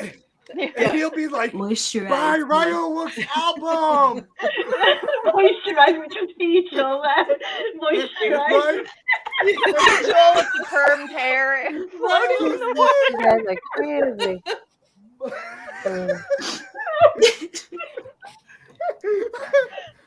Excuse us while the team just goes off on a weird tangent. We are weird. It's okay. I mean, did you mention? I might have missed it because I'm. Did you mention the Chinese units? Oh, I mean, well, you know. I mean, we all know how SM and Chinese go. I'm hoping they change their track record there, because otherwise I'm pissed off for them. Okay, Rachel, I was trying to gloss over that. That was sorry. Like 95% of what are you doing, Rachel? You're ruining. I'm sorry. In my group chat talks with everybody, I was like, I missed that part. I didn't know we were going to talk about that, but it's not really a bad thing. It's just FM messing things up. Man, I love Super Junior M. Henry. Okay, do we need to go into gang? Do we really need to go into that? Fine. We all know the okay. story. Chinese idols and SM fails all the time. Let's put it out there. SM and Chinese members are not congruent. They love to hire Chinese members. They love beautiful Chinese men singing Korean music, but they in the end of all ends, they do not support them. And it makes problems. And unfortunately, those problems cause disillusion. And I'm hoping and praying that in the future that it does not keep being that case. But in the past... Where's Lucas? Well, to be fair, Henry's Canadian. Exactly. But, I mean... Okay. Here's Henry. Gang is a beautiful man, very talented. He was in the fucking Olympics. He was a torchbearer, and they treated him like garbage. Yeah. So, yeah, there it is. Okay, so let's just leave it at that. Okay. Well, we'll go into the last about SM soon. Don't worry, we'll get there. Let's transition away from the sad and let's talk about the beautiful, because Shiny is beautiful. There is not a member amongst us who doesn't stand Shiny, who doesn't I've got my customized fan because I buy everything this color. I must get my light stick too. I don't have really. Look at those beautiful boys. I have this. Oh my heart. Right, exactly. Grab the closest Shiny related thing, which is. Nice. If we're going to talk about second gen, I would say Shiny epitomizes second gen. Yep. I mean, as far as it goes, success, continuity, work ethic, quality of music, Shiny is the standard. And if anyone says anything different, fuck them. I love the Frankie's like, sure, okay. Okay, so all right, let's just talk about Shiny's debut. Okay, Shiny debuted in 2008. All right, they were a Nuna Molly. Love Me Molly kind of group. Okay, they were flower boys. Let's be honest. They totally are flower boys. Beautiful flowers that they want to seduce the old ladies to love them. Okay. I mean, it worked. And we do love them. Okay, and their debut song is Replay. Okay, we all know what that song is about. It centers in our hearts. We do appreciate all of the Nuna love. Okay. But they are more than Nunas, and they are more than love, because there is not a member amongst them. Okay, but let's talk about them. We got Onu, we've got Ki, we got Minho, we got Taemin, we got Junghoon. And talent. They came together. It was like spiritual God, Jesus, whatever you want to say it, brought them together, and we have Shiny. I love them. I have so much emotional attachment to Shiny. It's not even funny. Same. Such hard times in my life that I was going through, and I had their music to just help me through some of the most horrific portions of my life. And I'm going to tell you, they did not have an easy time. They were very as far as experimental. They were just thrown to the wolves and said, "Hey, let's see if we can make a success out of them. Let's see if we can make money out of them. Let's just put the music out and see how it works." And they were a success. They had work ethic. They were trailblazers. You look at things like where they, dance practice videos and putting out variety shows. Exactly, mate. And you're looking at where you're looking at coming from not having talent and making themselves talented. Because, we had the voices, which was Jinky and Jonghyun, and everybody else was a face and a dance place. And them saying, well, we want to be more. We don't want to be just a face. We don't want to be just standing in a dance line. And so they made themselves more. They made themselves musicians. They made themselves more than anything else. They made themselves talented. And they were talented. And they are talented. And it just goes to show, like, going from that, we look at how the music started with that. They pigeonholed them as R&B singers, but they were more than that. I picked the tracks I picked were, of course, Replay, because it's iconic. But then I said, let's look at View, because View is like, change of deep, pace. Yeah. Wasn't that we're like looking the at first deep house in K-pop? deep house, right? Like, who would have thought? She set the standard. Yeah, and it kind of threw out K-pop, because honestly, I don't think of View as K-pop at all. I think it's pure deep house. I think it's not even taking it like the genre. I'm not going to BTS it and say it's not K-pop, but I'm just saying it just kind of threw it out. And and the dance and everything, it's set. They could play that anywhere, and everyone would exactly be like so happy. Right, and you could go to the club and hear View play, and it doesn't matter. You would still get up, and you'd feel the beat. You know what I mean? And they put a lot of themselves into it. They had some trials and tribulations, and in 2017 it was very, very difficult, and we moved past it. We hold it in our hearts, but he's still there with us. And I think, looking at their comeback after enlistment, and came in holding the line for everybody. We came out with Don't Call Me. It was so fucking strong. They said, we're gonna try something new. We're gonna put a new hat on, and we're gonna fucking kill it, and you're gonna love it, and you're gonna buy it. And new hairs too. I know. Yeah. Minho. I mean, he did keep that hair. It went red. And he had a mullet for a bit. Just a bit, and I don't think there's a bad hairstyle on Minho, to be honest with you. He could be bald. And we would still want to eat him. I'm just thinking of biting Minho right now. Everybody go watch the Dynamite prep stage. Sorry, dance prep.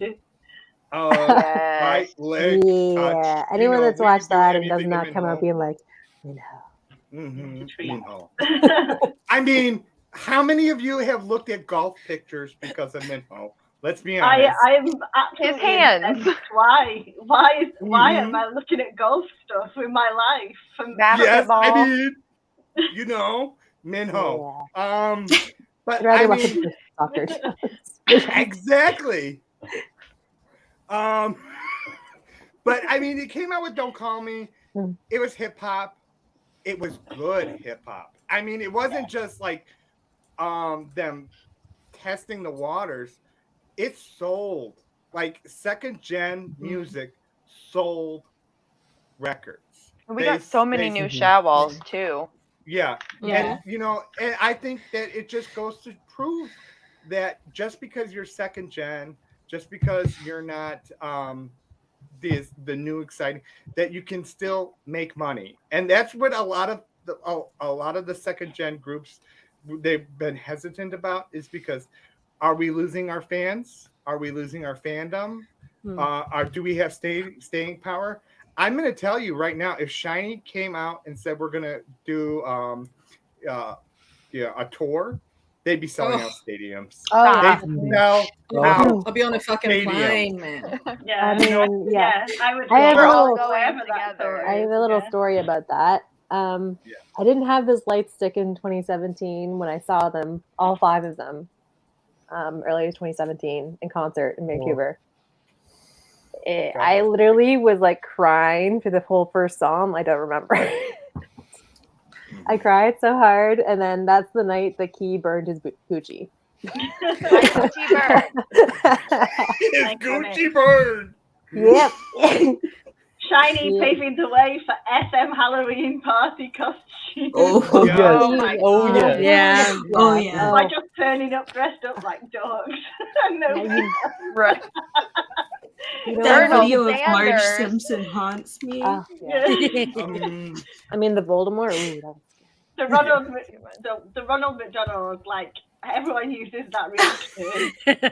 And they don't even know it's SHINee. They don't even know it's Key. My cousin shared that on Facebook. I've seen you're like- someone use that against K-pop. You're like, are you into K-pop? No, he's like 12. Like, I mean, you can do K-pop, but Everywhere. yeah. yeah, true. But going back to things, I know we're all Shawwalls. I do know we're all Shawwalls, one way or another. Mm-hmm. There is just a continuity to their music. I know that in the future they're going to make great music. We're going to continue to get nothing but the best from them. Always. It's You know what I timeless mean? music. It's timeless. There's no reason they should stop making music Right. at all. Yep. You know?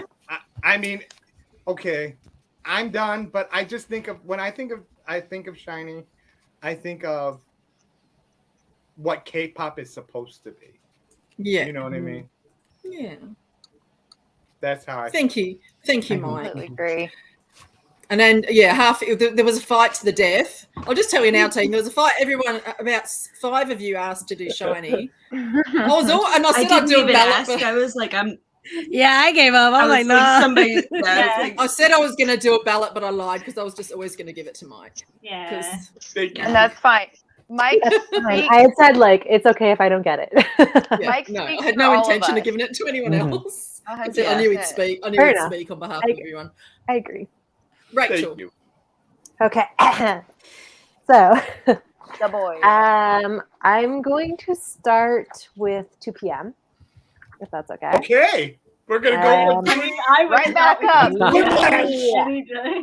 So we're going to something a little less itty-bitty. But 2 p.m. or the Beast Idols, as they're known as.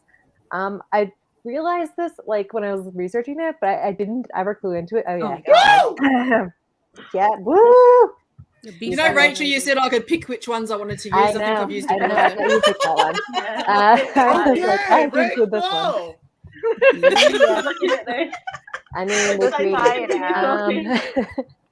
I never realized when I was researching that like the reason their name is 2 p.m. is because it's the hottest time of the day. Yeah. I was didn't like, know that. oh, that makes so much sense. Yeah. And why they say the name is hottest, and I'm like, 2 a.m. I'm 2 such an a.m. idiot. is like the emotional Anyways. time when everyone's like, Contemplating. Yeah. Mhm.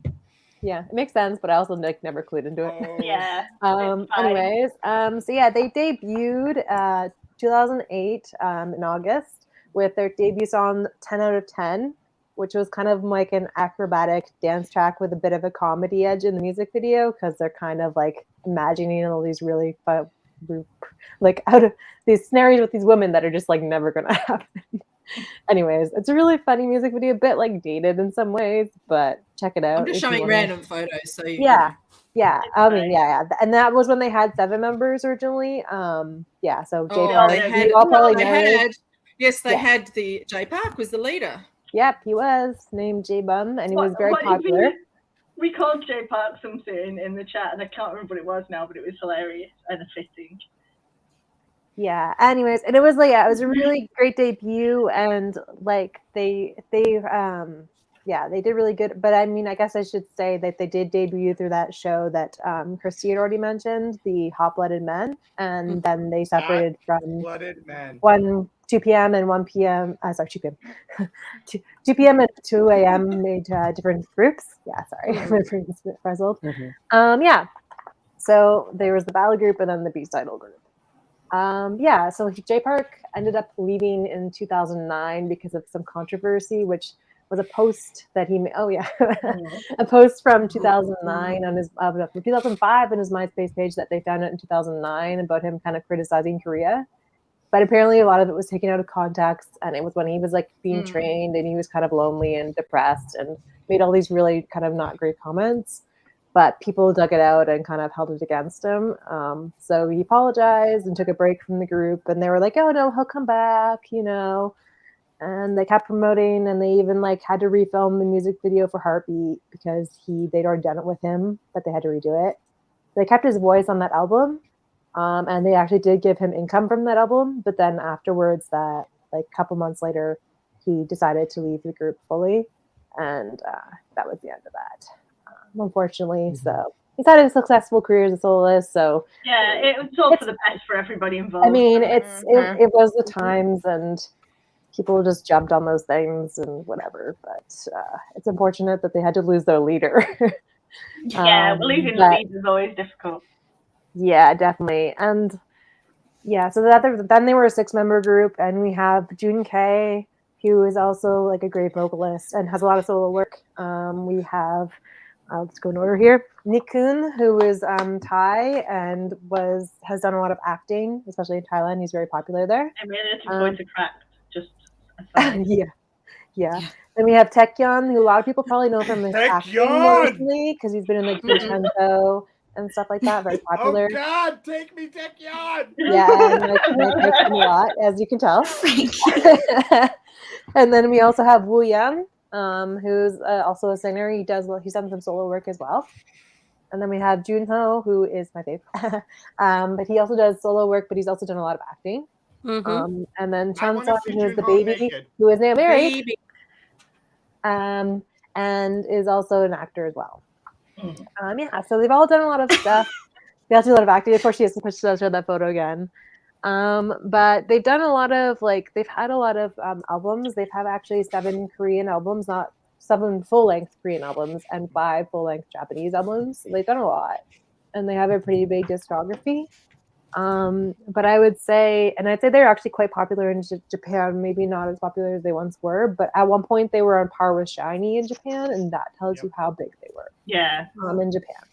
There's a reason they did an outro for a long time.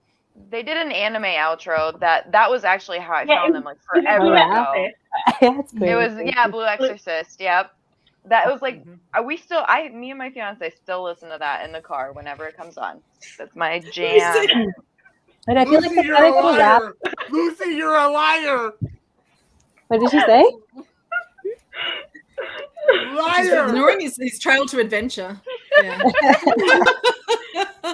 You want to go down the trail. We're all going down the trail. Yeah. Definitely.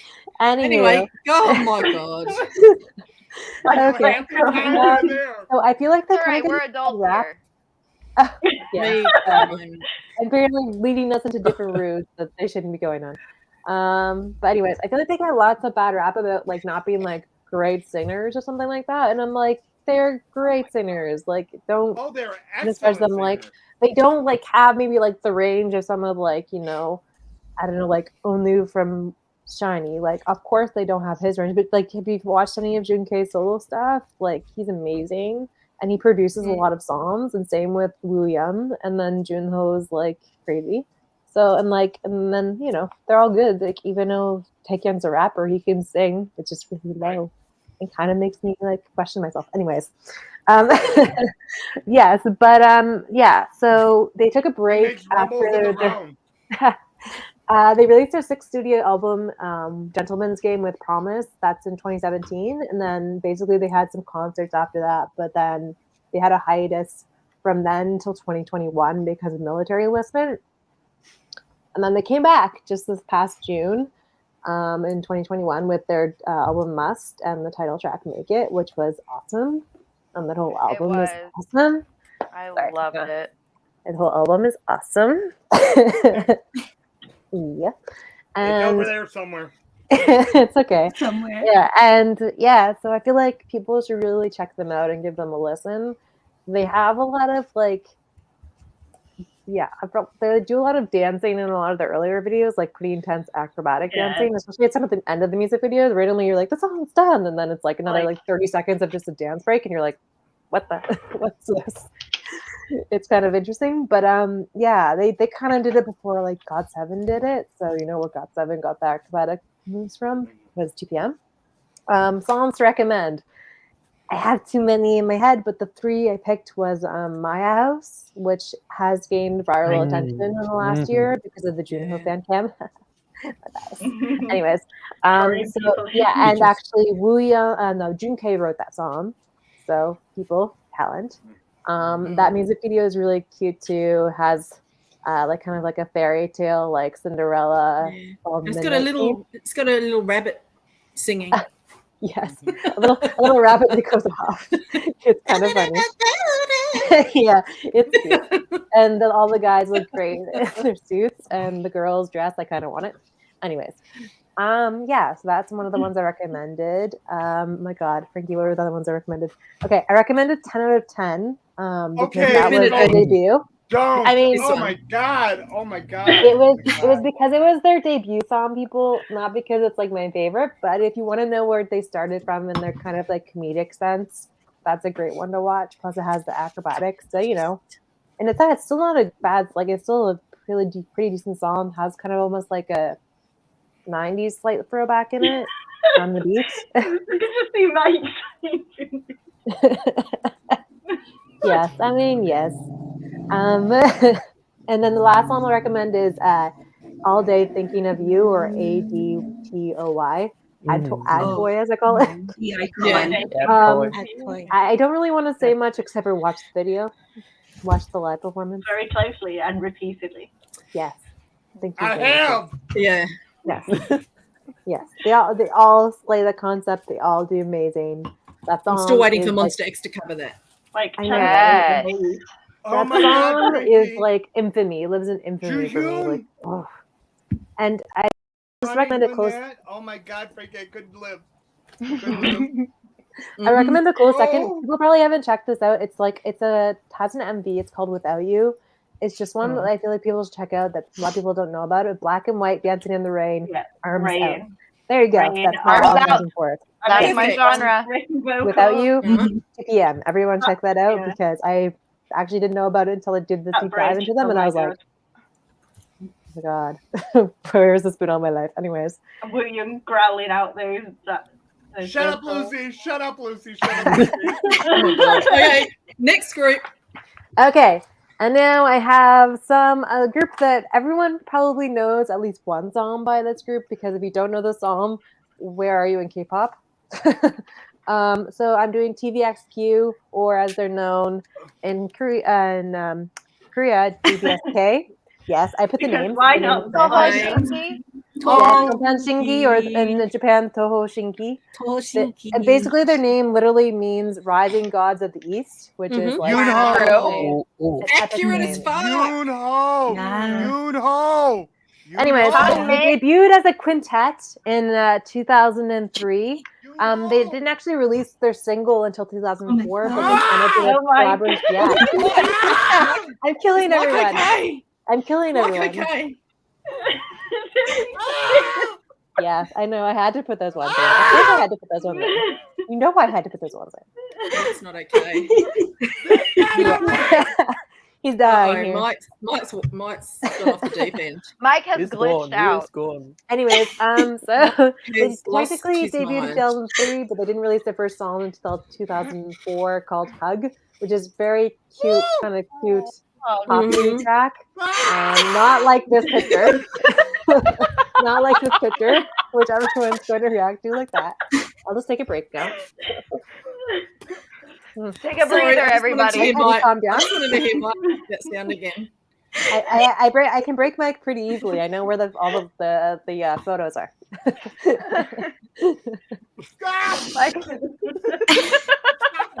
I mean, to be fair, I looked at that photo and I was like, I will break Mike. There you go. Yeah. This is the mic breaker right here. Yeah. So basically, yeah. So they started with Hug, which was like their debut song, which it's still a very iconic song. You've probably heard it somewhere, like some Idol cover it. Like even TXT covered it like last year, I think it was. It's still a very famous song. They didn't do a good job, but that's okay. Well, yeah, but to be honest, they only did like this much of the song. So, but yes, fair enough. They didn't do the chorus, but that's okay. How is Changmin still so recognizable as well? Like, shut up! Oh my god. Anyways, I feel like a lot of their songs people actually know, but they don't actually know that it's them. That's one of the things. Right. Just because their songs are so pervasive in Korean, like media and K-pop and just everywhere, because they were basically one of the first super groups, I would say. Like they weren't the first big group, but they were one of the ones that kind of expanded and reached out into the world quite bigly, especially Japan.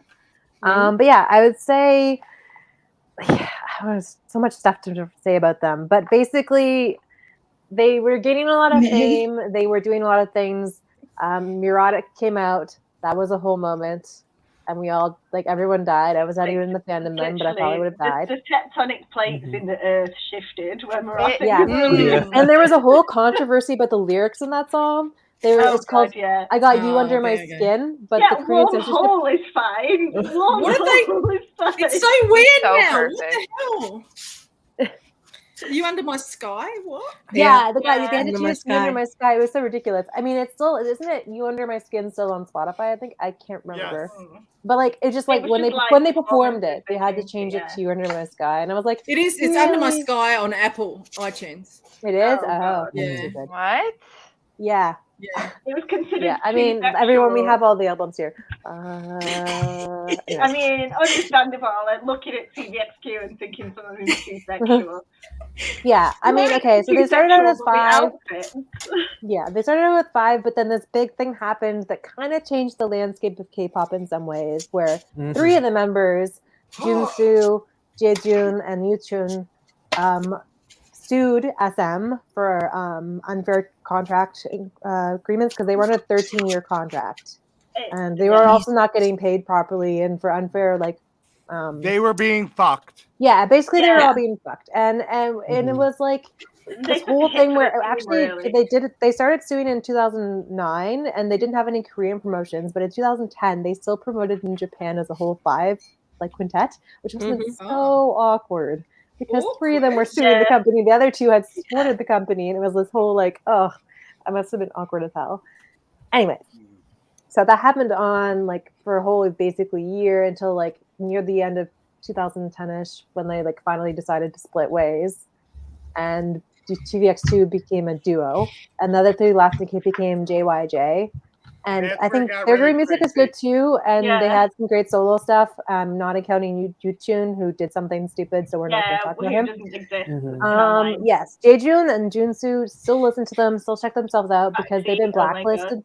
They've been blacklisted by SM, and they should not be blacklisted. Now, I think they will never be on blacklisted. Well, I know it's so ridiculous because some of it's improved a little now. At least. I know, but you know what's so ridiculous? When I was searching this up and I was reading the whole proceedings, it was like we decided to end this suit because we're hurting each other's careers, and we've decided to not damage each other's careers in any way. And I'm like, oh, F you, SF. You just totally kept on doing that.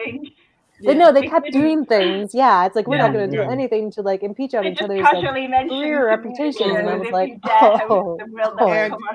you can only do musical theater, and you can never do K-pop again. Basically, is what what came out. Well, I mean, of that. you can't promote on these shows or do anything related. And you're not going to release music. You're not going to make any money. That's basically what happened. I really like do solo work. It was ridiculous. Anyways, like I still recommend people going to check out JOJ minus the problem person, but check out Vecteezy. It's so good. Yeah, no, I mean check out the songs. Just ignore the one person. Yeah.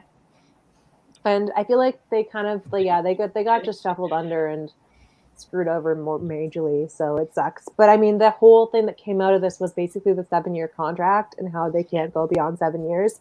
And in my opinion, their termination of their contract, basically the 2010, 2011, is where you end 2nd gen and you move on to 3rd gen. So I feel like they're kind of totally agree. This lawsuit was kind of the breaking point of where 2nd and 3rd gen end and start. Things change. That's my opinion. I don't know. That's not necessarily everyone's opinion. That's just how I deal with it, and I see it. And also, 2011 was just the resurgence of like 5,000 groups, but there's that too. But so that was one of the major things I think that happened.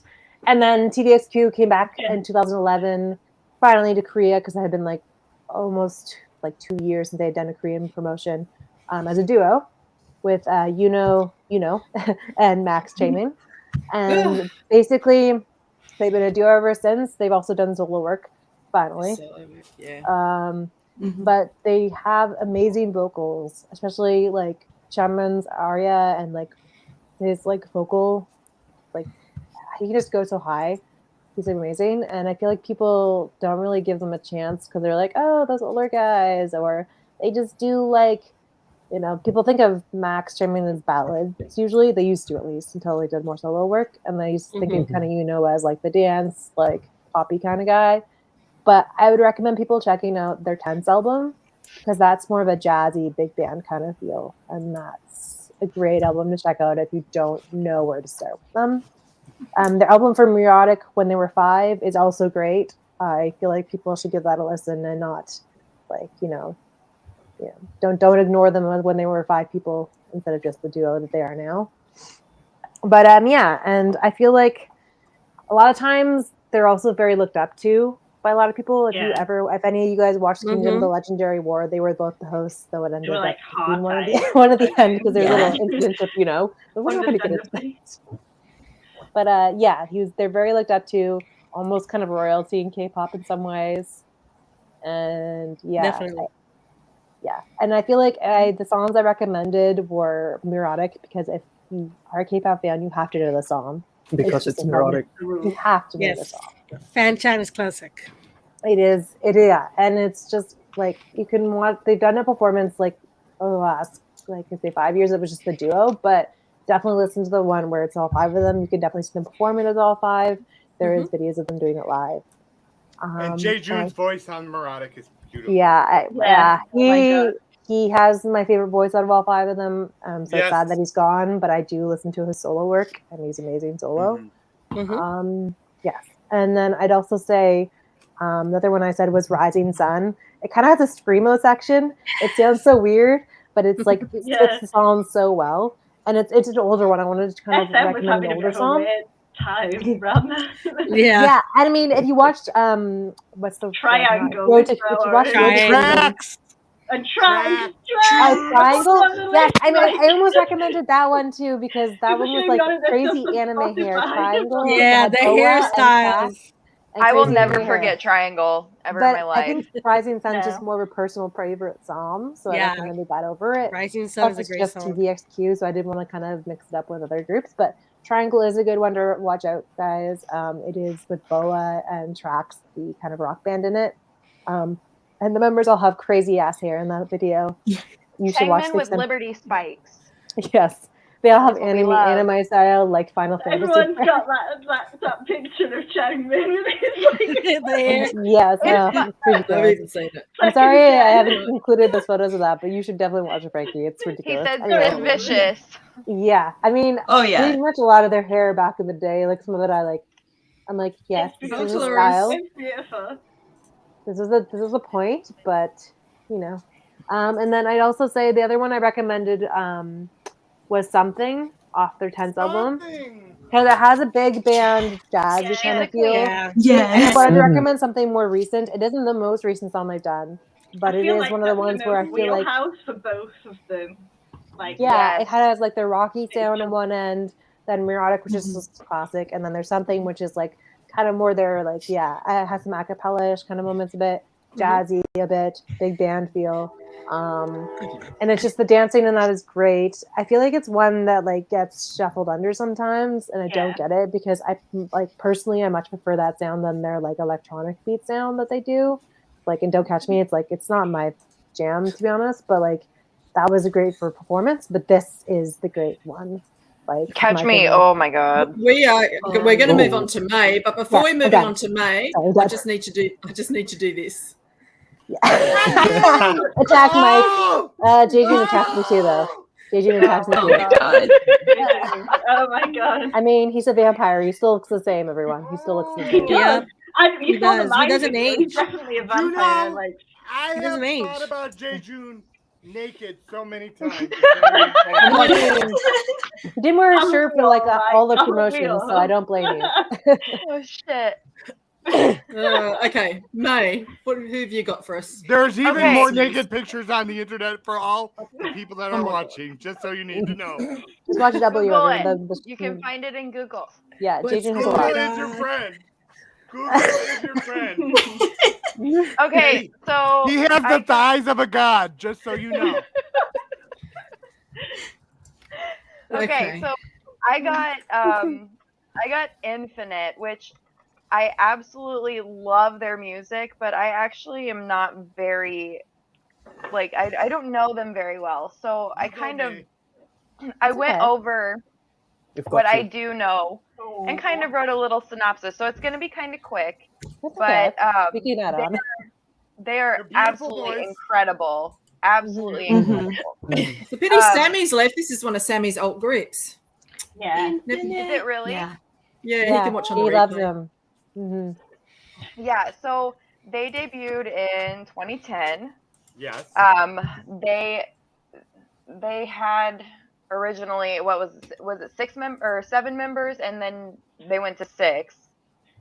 Yes. And then Yeah, one boy left. Yeah. yeah, and then they ended up disbanding in 2019.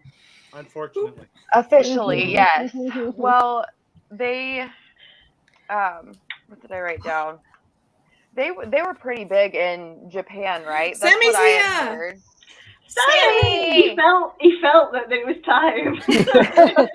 He was like the fourth. Sammy said, I heard my name. Yes. Help me in the comments by talking about more other. Sammy can't now. Sammy would have been in the episode and probably done Infinite, but he got flooded out because over the east coast of Australia there was floods. His apartment got flooded. He's all right. I think it just hasn't got power or something and can't live in the house. The unit. But you're all right. Sammy's alive.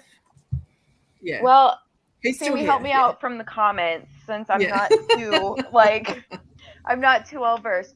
I do like the one thing that I really focused on with them is that I found them when I was just shuffling through music on Spotify, and I was like, holy shit. Like the first one I heard was The Chaser, and that I literally Mike, that is.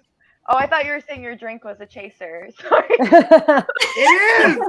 I was. Well, anyway, so I really really love that song. I think it has one of the coolest song structures, and because it doesn't like crescendo and then come down and end. It goes up and up and up, and it just continues to just hit.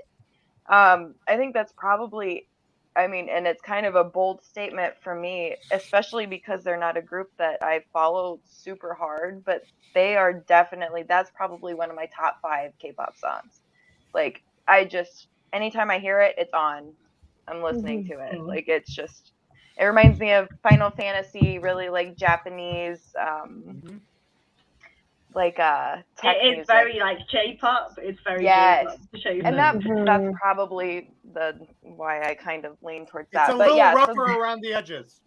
Yes, and I love it. So I know that Bad was Bad was more of their like internationally popular song, but Be Mine was more of their Korean popular song. And so the songs that I recommend for them is obviously The Chaser. Wait, is this true? Yeah, it's true. Daniel, the leader from Oh, Golden Dale. Child, is Yeah. related to one of the Infinite members. Because Oh, that's really he cool. cosplayed him once during a Halloween live. He took the costume and pretended to be his brother, and they were like, no. Yeah, so Daniel of Golden Child is related to Sunyo of Sanyo. And they're Yeah. both very fine men, and they're trying to out-ab each other at the minute, and I'm here for it. Oh my god. they're both very, very tanked, so, you know, just see some topless photos of them anyways. I'm keeping my thoughts to Yeah. myself, okay? I'm not going to answer stuff. I was the one that said that, Mike. You're Sure, fine. Mike. Every time I see the choreo for The Dan. Chaser, I'm I like, do I'm own looking these men's respectfully. health editions, just so you know.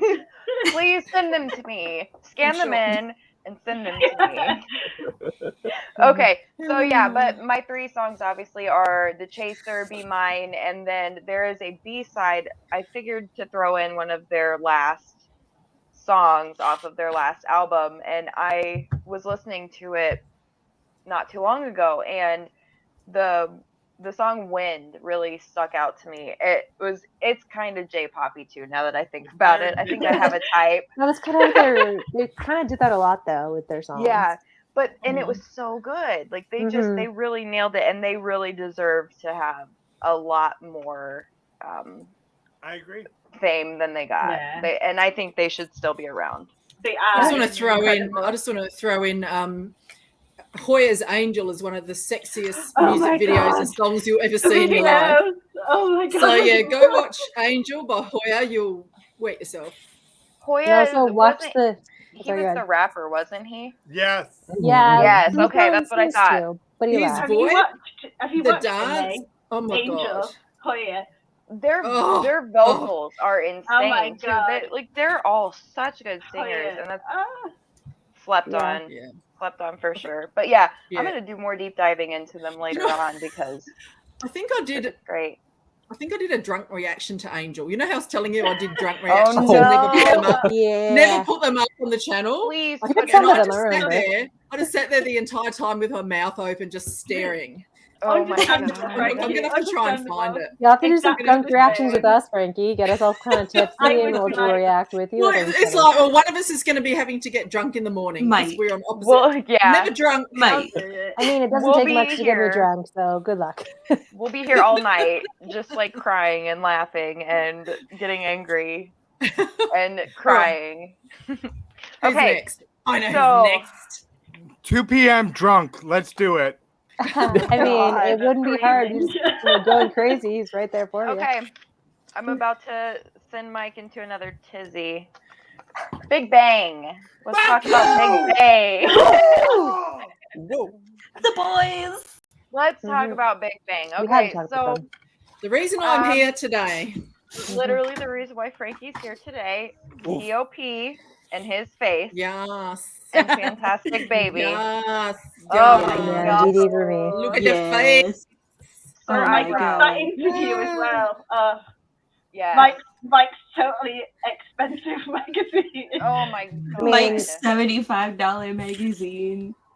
So my friend actually kind of exposed me to myself about how I told her TOP was my bias for forever, and he always has been. And I sat there and I said that, and then I turned around and I talked about Daesung for like 45 minutes, and she's like, Also May, understandable. I think you it's did not your bias. Yeah. And I think you Daesung got me. He's got his channel Is too. like silk sheets. Yes. He's like silk sheets. I You am wanna- Very underrated in some Obsessed. ways. I am absolutely obsessed. So yes, Daesung, I sent Frankie a picture of it, but Daesung has his own. Wait, it's not Daesung. Sorry guys, it's Display. Sorry. He has his own Sorry, channel. Oh, yeah, It's not him. It's not him. It's just And he It's someone is else. Big Bang, Not him. Big Someone Bang's else. number one fan. Not him. He has Oh the my same God. beauty marks on his arm. He has the same, nose and voice and everything. But he's not Daesung. He is No. Display. Yes. I And- will lick these sleigh. Lick. He. Oh, I can't wait to. Oh my God. I need that magazine in now. I have 2 copies. Oh my god. I told you, you better be careful or one's gonna go missing, Mike. Right. I'm not too far away. I'm only like an hour away, Mike. I think I lost one of the Daesung photos, but sorry, carry on. Oh no, it's fine. Okay, so I will start kind of towards the beginning, I guess. They debuted in August 19th, 2006. Oh my God. Let's see. They are with the unmentionable. Yes. King Eyebrow. Give him some love. Oh, Brooke. My God. All he needs here we is go. a cigarette in his mouth. Every time we talk about We Big all Bang, we gotta go get off it. the rails. We all gotta get it. We all gotta get it. Oh my God. Here it No, comes. mine's in a box. Brooke just made us all buy it. I made like 4 people buy it. We were doing an album show, and on camera, we all bought the Doom Dada freaking album. And Jackie bought it. Oh my God. Oh my God. Wasn't it like extremely expensive too? Well, it was for me. It was. Yeah, I'm not even gonna talk about it. Mine wasn't, but I bought it like. All right. Look, sorry. Let's get back to May. Let's get back to May. May. Come on. All right. Okay, so we're gonna be here all day. We talked about display. We talked about display. So there's news about TOP. I'll get to that later, though. So let me see. I'm reading through my notes, and they're all over the place. Okay, G-Dragon, TOP, Taeyang, Daesung, and Seungri. Seungri is no longer with Big Bang, and that's fine. They have 8 full albums. They have 8 EPs. They have Stop me this top hat for my Mother's Day. Oh my gosh. Oh my God. It's glorious. Was that Fantastic Baby or was it Bang Bang Bang? Bang Bang Bang. Yes. The first time I saw him was the M Countdown performance for Bang Bang Bang, and he was wearing this hat. I think. Oh my God. Yeah. The iconic cowboy hat. Yes. Yeah. Anyway, carry on. We're so distracted. No, it's okay. It's Big Bang. We are allowed to be distracted. Mm-hmm. But yeah, so they have 8 albums, 8 EPs, 10 live albums. These guys, I am comfortable with saying that they have genuinely set the standard for any following K-pop acts. They took the industry that was really Korea specific and they molded it into this completely like outward expanded genre. And I don't know, they were one of those groups that just blew me away because they were so weird. They were so weird and they were so cool. Yeah. And GD. Oh yeah. G-Dragon was they an all SM trainee. I know. Isn't that crazy? Ugh, they lost out so much. They really lost out. Oh yeah, definitely. That man need is to go to them, but you know. He's still in the top 10 most copyrighted artists, and he hasn't done anything in 5 years? The most talented man in K-pop. He is absolutely the most talented, the most like just intense person as far as his work ethic. It was my first full proper K-pop concert I went to. I took this story when Alex first showed me Big Bang in 2012, she showed me G-Dragon and I went, oh, he looks like a girl. Yeah. 5 years later, I hopped on a plane. I hopped on a plane to Sydney with a freaking $500 VIP ticket to see G-Dragon. Wow. That's how quick it happens. That's how fast it happens. Oh my God. Yeah. But so let's see. So TOP is still involved with Big Bang as far as the new single. Is it an actual album coming out for Big Bang? Okay. Yes. So there is a full Big Bang album coming out. Top is still involved in this. Yes. Top is also doing his own solo full album, right, Mike? Yes. Yes. Okay. So that's why I left YG. They're like, no, we're not going to do it. And he's like, I'm leaving. Yeah. Some of the hags might be doing a joint reaction too. Yeah. We will. We will. What I had heard though about from Top, I heard that he was basically like, I want to, do my own thing, but he's also talking about making solo music on his own, like that he's going to continue after this. It's not just done. Right. I mean, I can't blame him. No. He is DONE with YG. He has been through so I mean, I think the rest fucking might be soon much. too. Yeah. He has been through absolutely so much. He has one more year, so then it's gone. Well, yes, but when it ends, I think. He put up with a lot of bullshit and has been through a lot of emotional turmoil and stuff. Trying to grow up as an adult in the K-pop industry, he has had a very freaking hard time, and people have not been easy on him.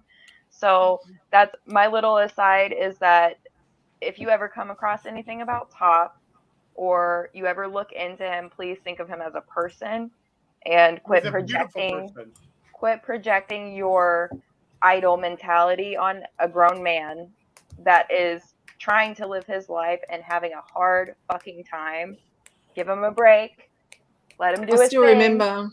I still remember sitting on the bathroom floor at work crying when I found out he'd regained consciousness. That was one of the hardest. Jesus. Yeah. I was just sitting on the floor in the toilets crying. The quality of this man. So everybody was so mad at him about this. They were so mad at him, and it was like the situation. I mean, it's obviously none of our business why, but it's also a cultural difference too. But yes, he walked. Yeah, he walked out of the hospital, or was it? No, it was right after he left the military, I believe. He walked out the back door where he had all of his fans waiting, left all the press at the front door, and he met and put his forehead to the ground and talked to his fans. Like, that shows you what kind of person he really is. So, the media only shows you so much. And YG was nowhere. Nowhere. Yep. Did not support him at all. No. Yep. Nothing. And he was very raw and honest in this. Look how much money they made for him. How much money they made for them. Fuck them. Big Bang is seriously the cash cow of K-pop. Well, like they were, yes. They still are. But they have another one now.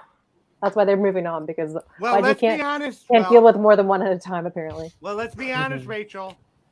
Big Bang is still making them money. Oh no, it is. I'm just saying they have another one now. That's why they're like, we don't care, because they can't manage more than one group at a time, apparently. But that other one is only got 10 songs. So what are you gonna do? Yeah, but I mean, like, who wrote all those songs, pretty much? Yeah, okay, pretty much. And then let's see. They have a massive Japanese fan base, especially Daesung, which I love that. I think it's so cool. He's really big. Daesung is so really popular. Did you see this ball he did? Check out his live stuff. Like, his mic is on. All their mics are on all the time. Yeah. Like, but Daesung, which one is it? I don't Anymore. There we go. Anymore is probably my favorite song by him. But yeah, anyway. So I chose 3 songs, and I was all over the place, but I'll start with Haru Haru, because that's Haru. That's what you the queen. That song. You have to. It set the standard for a lot of people, I think. And I love that song. I will love that song forever. Like, I wish I could hear it live, because oh my god, the live rendition of it is my favorite. Like, so great. I listen to it all the time. That's why I keep sharing that little 30-second clip on Twitter. Like, I just keep retweeting it. Like, anyway, watch this because Big Bang's coming back. Goodbye. Like, oh my gosh. But yeah, so Haru Haru. And then I chose Cafe, because that's probably one of my favorite B-sides of theirs. It's underrated. It's a ballad. It's good. Yeah. It's a ballad. It's like ballad. It's soft, but it's not. Yeah, it's not too soft. Mid-tempo, yeah, it's just forward. Yeah, and they actually are really, really good at their slower stuff. And I like their slower stuff better than their hype stuff half the time. Yeah, a lot of people don't really realize that, but are genuinely like extremely talented people. Mm. I mean, obviously look at their solo careers too. Like they're just they're all over. I don't even know where my Okay, last song. It is their new single that comes out April 5th, and it's called Still Life. And it's going to be good. You don't have to even hear get that promo, man. Please check it out when it drops, because, I mean, I was hoping for some hype. I don't think we're going to get some hype, but I'm so excited. It's still going to be good. Meg, yeah. How many albums do you think I'm going to buy? Wait, you mentioned, and I think you mentioned in the spreadsheet Bad Boy. Oh, I did. Bad Boy. Yeah. Okay. I've got history. I've got history of that song because Alex, I got into like Bang Bang Bang and Fantastic Baby, which are quite, out there. Yeah. And then she sent me Bad Boy, and I'm like, yeah, nah, don't like it.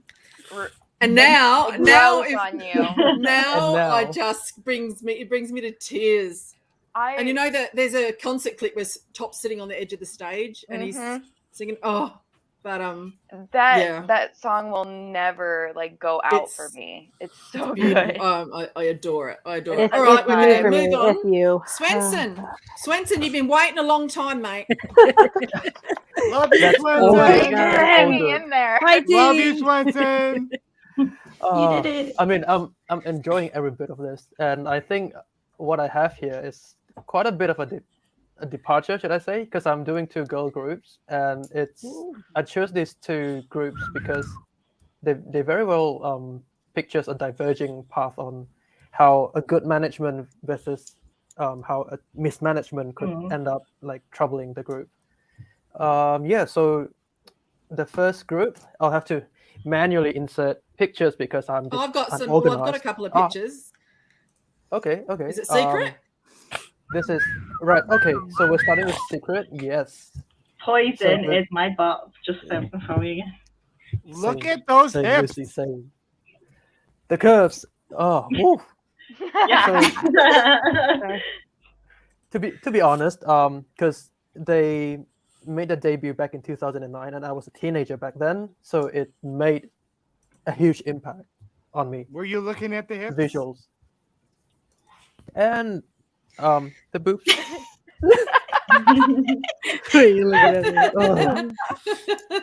But yeah, it's 2009. So Secret's a 4-member girls group under TS Entertainment. Thank God they're no longer in the company. No, in fact, the company is no longer there. And they're going That's all you need to say. Yeah, period. Still. Nothing more. Yeah. So yeah, four girls with leader Hyosung, rapper Hannah, and vocalist Ji-eun, and the wait, I'm losing words. The face of the group, Han Sun-hwa, which happens to be the older sister to Han Sung-woo of Victon. Yeah. So really? Yeah, definitely. Yes. Oh yeah.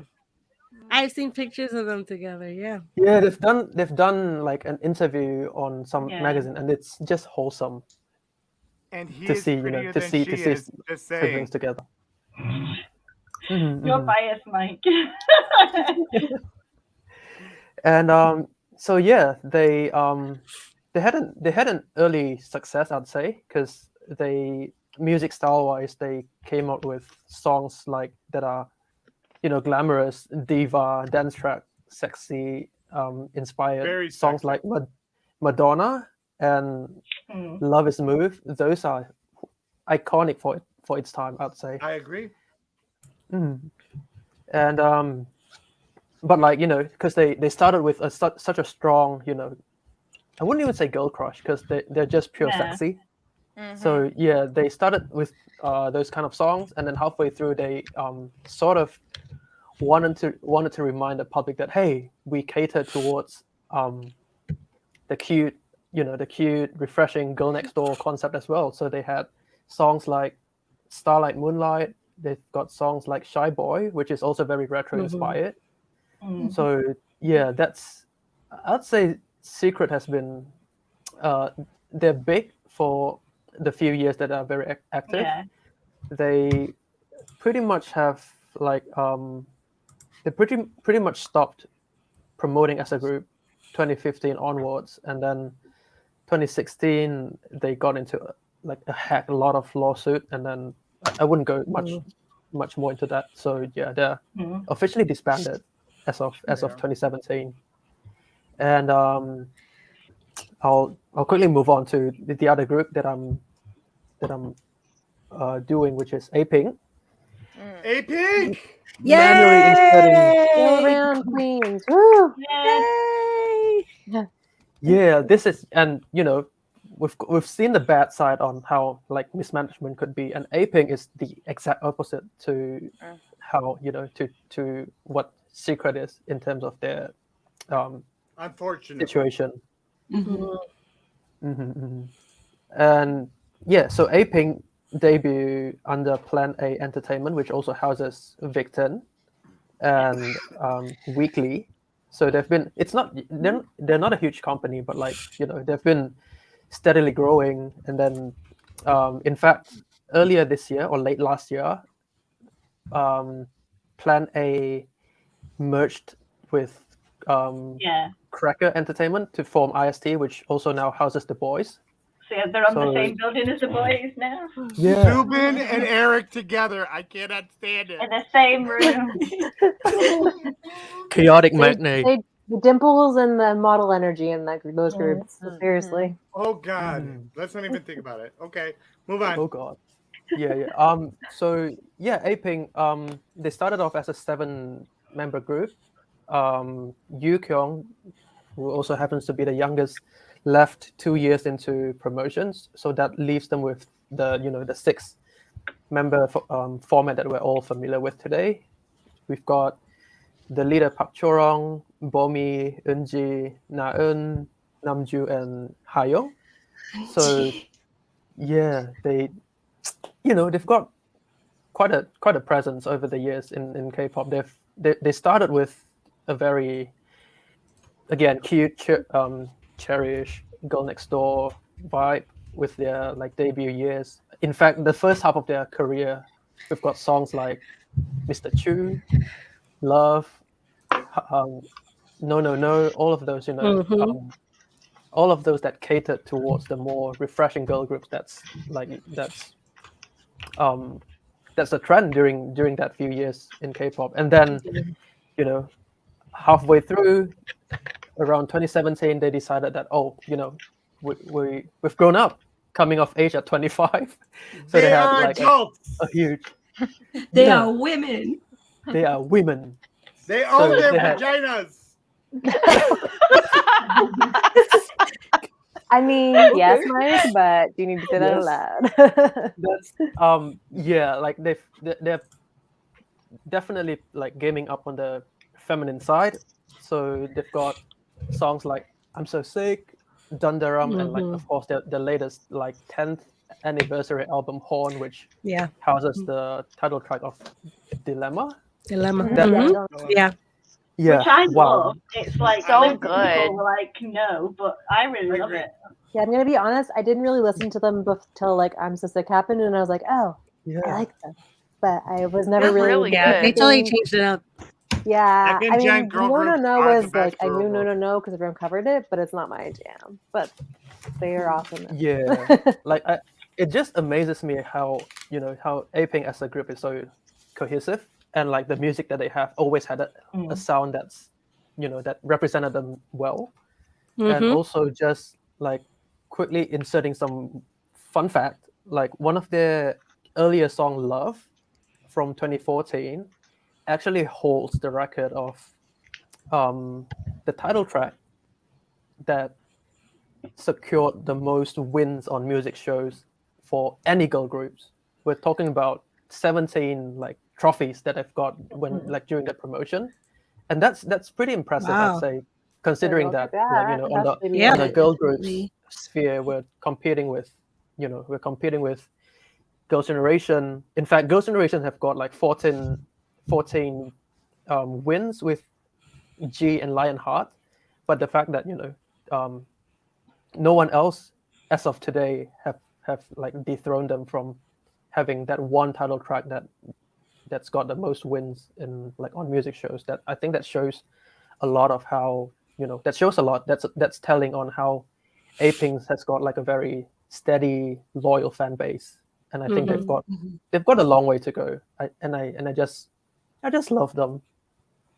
Yeah. Despite like Nan's like the light off, stick is off her own incredible. way. Yeah. I wish I had the light sticks as well.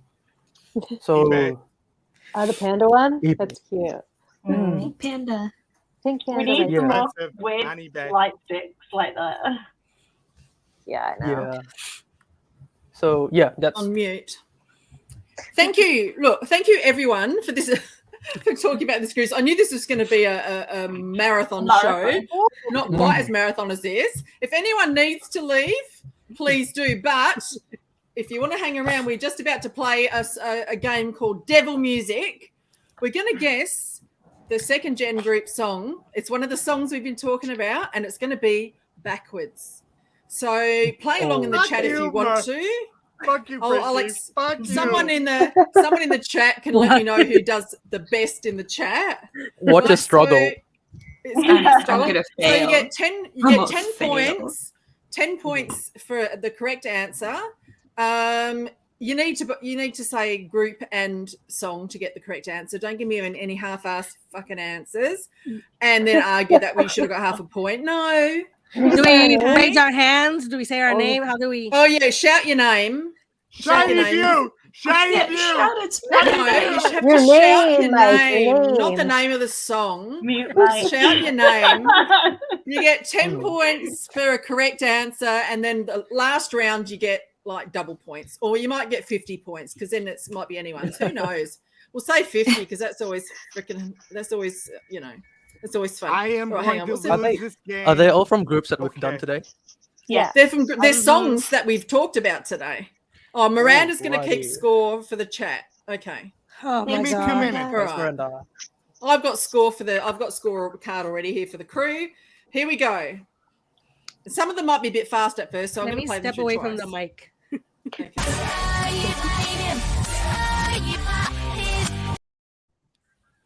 Oh, and you me. Brooke. You need to Rachel. unmute yourself because it mutes you. Rachel? Yeah. Brooke's Oh. first though. Brooke was first. Oh, Brooke. It's Girls' Day, I'll Be Yours. I love that song. Sorry, I'm 1 point. gonna listen to that again. You'll need to unmute yourself. So just keep your finger over the microphone thing because it mutes you when I play it. Brooke or Christy is gonna win. We know this, okay? Okay. Next That was a one. fluke.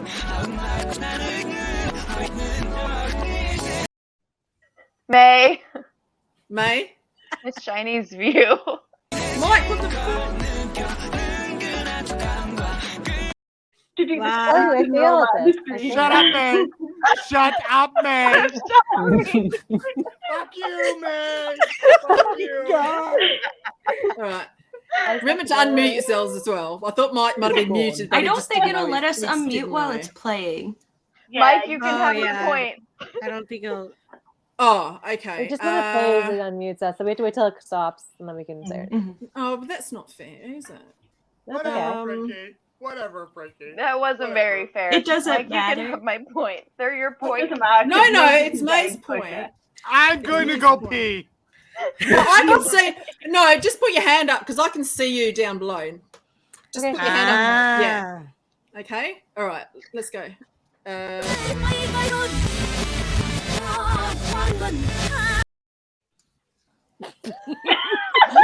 sounded very scary. I'm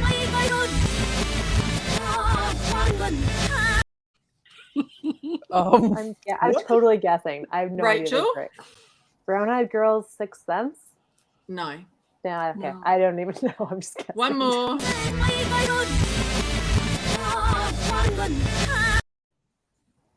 Let's get ready to. Let's get ready to roll off screens.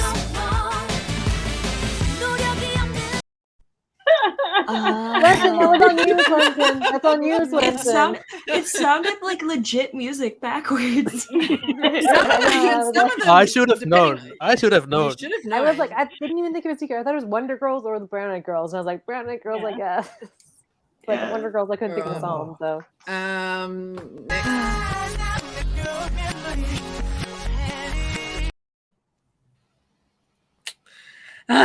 I know which group, but I don't know which song. Lucy? Lucy. Is it Can't Stop? CM Blue. No. I'm just trying to figure out what it is.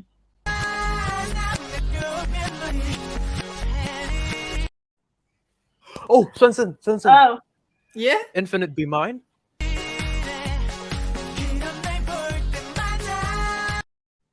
I knew Infinite, but I couldn't know the song.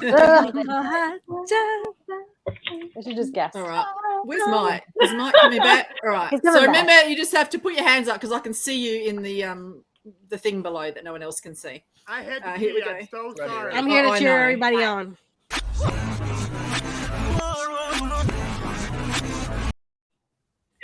Lucy. Super Lucy's Junior going- to Lucy's going crazy.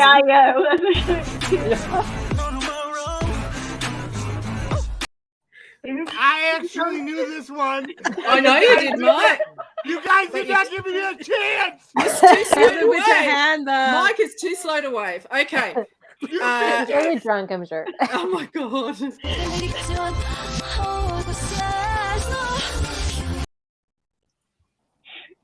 Sounded familiar. Rachel. Wonder Girls, I Feel You.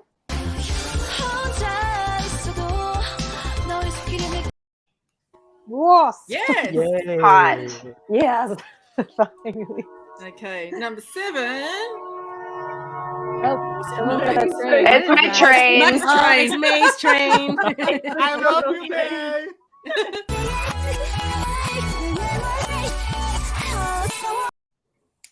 Swenson. Oh yeah, Simpson. yeah. I'm So Sick by Aping.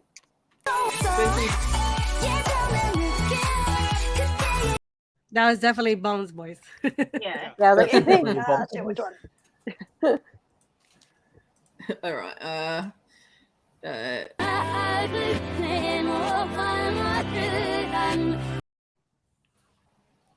Come on. Testy. That's 21 Kuriwayo. Missing you.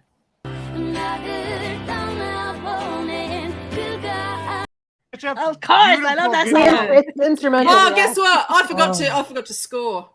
It's It's on me. I only got one. This is like nobody. What is it? Oh, Nobody no. wins. I only in got that one group. I right. think it's like Swenson. I think at he's least Nobody don't have cares. 0. Nobody cares. Oh, Wait, Brooke. hold on. Let somebody else go. So Rachel had a hand up. Yeah. I'm pretty sure I'm wrong. So I Yeah. can. Shit. I'll say TVXQ Rising Sun is not. No, It's no. not. I know it's not. I just One more don't time. know. P-pop.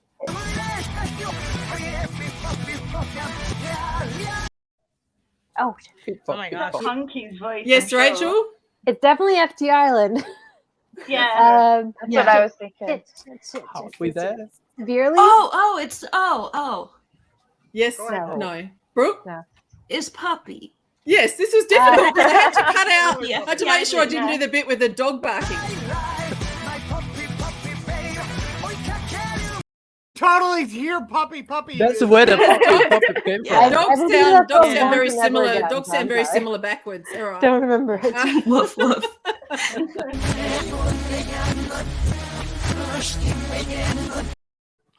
Everybody. All of us. That was I think we all Rachel. win. It's Rachel. I mean, TVXQ Neurotic, obviously. Yeah.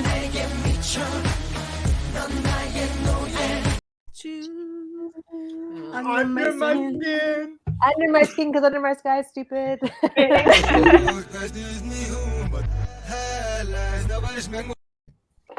Oh. Why did that sound Arabic for some reason? Oh, May, I forgot the name of the song. May. Can you play it one more time? Oh my god.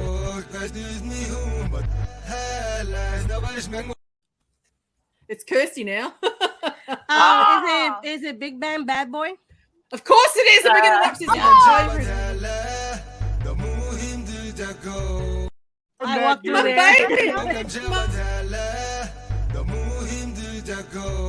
I recognize the area.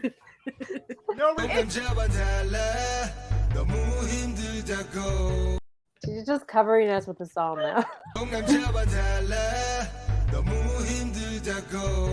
It's a loop. Sorry, last night I was trying to make this quiz and I kept having to just watch every song when I was trying to get 3 seconds of it. Sorry, I'm a bad boy. I don't. For some reason, it sounded like a ballad, and I'm like, why is that top, and why is that a It's top. ballad? Here we go. No way. Nope. Lucy? Go Lucy. Go Lucy. Is it I'm Alona? CM Booth.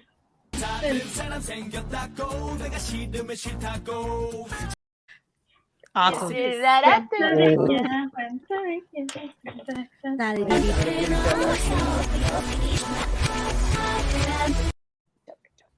Rachel? Go Rachel. Girls' Generation Genie or SNSD.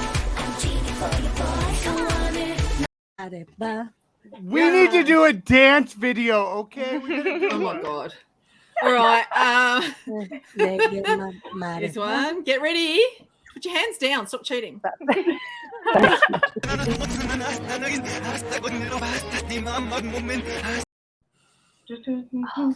Kirsty? It's 2 p.m. Yeah. Oh, That's oh, Kirsty. Heart. Oh my oh. god! Dancer. I want to do nasty things! Yeah.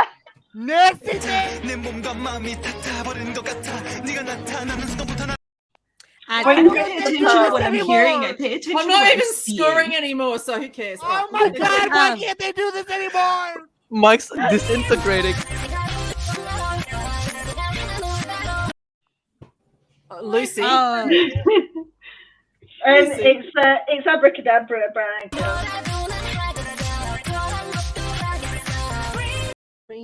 All right, and the last one, 100 points. What? So only need this Oh one. no.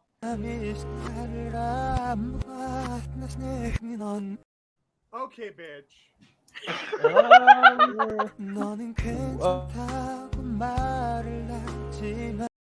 This song. Oh. Literally, that's the title.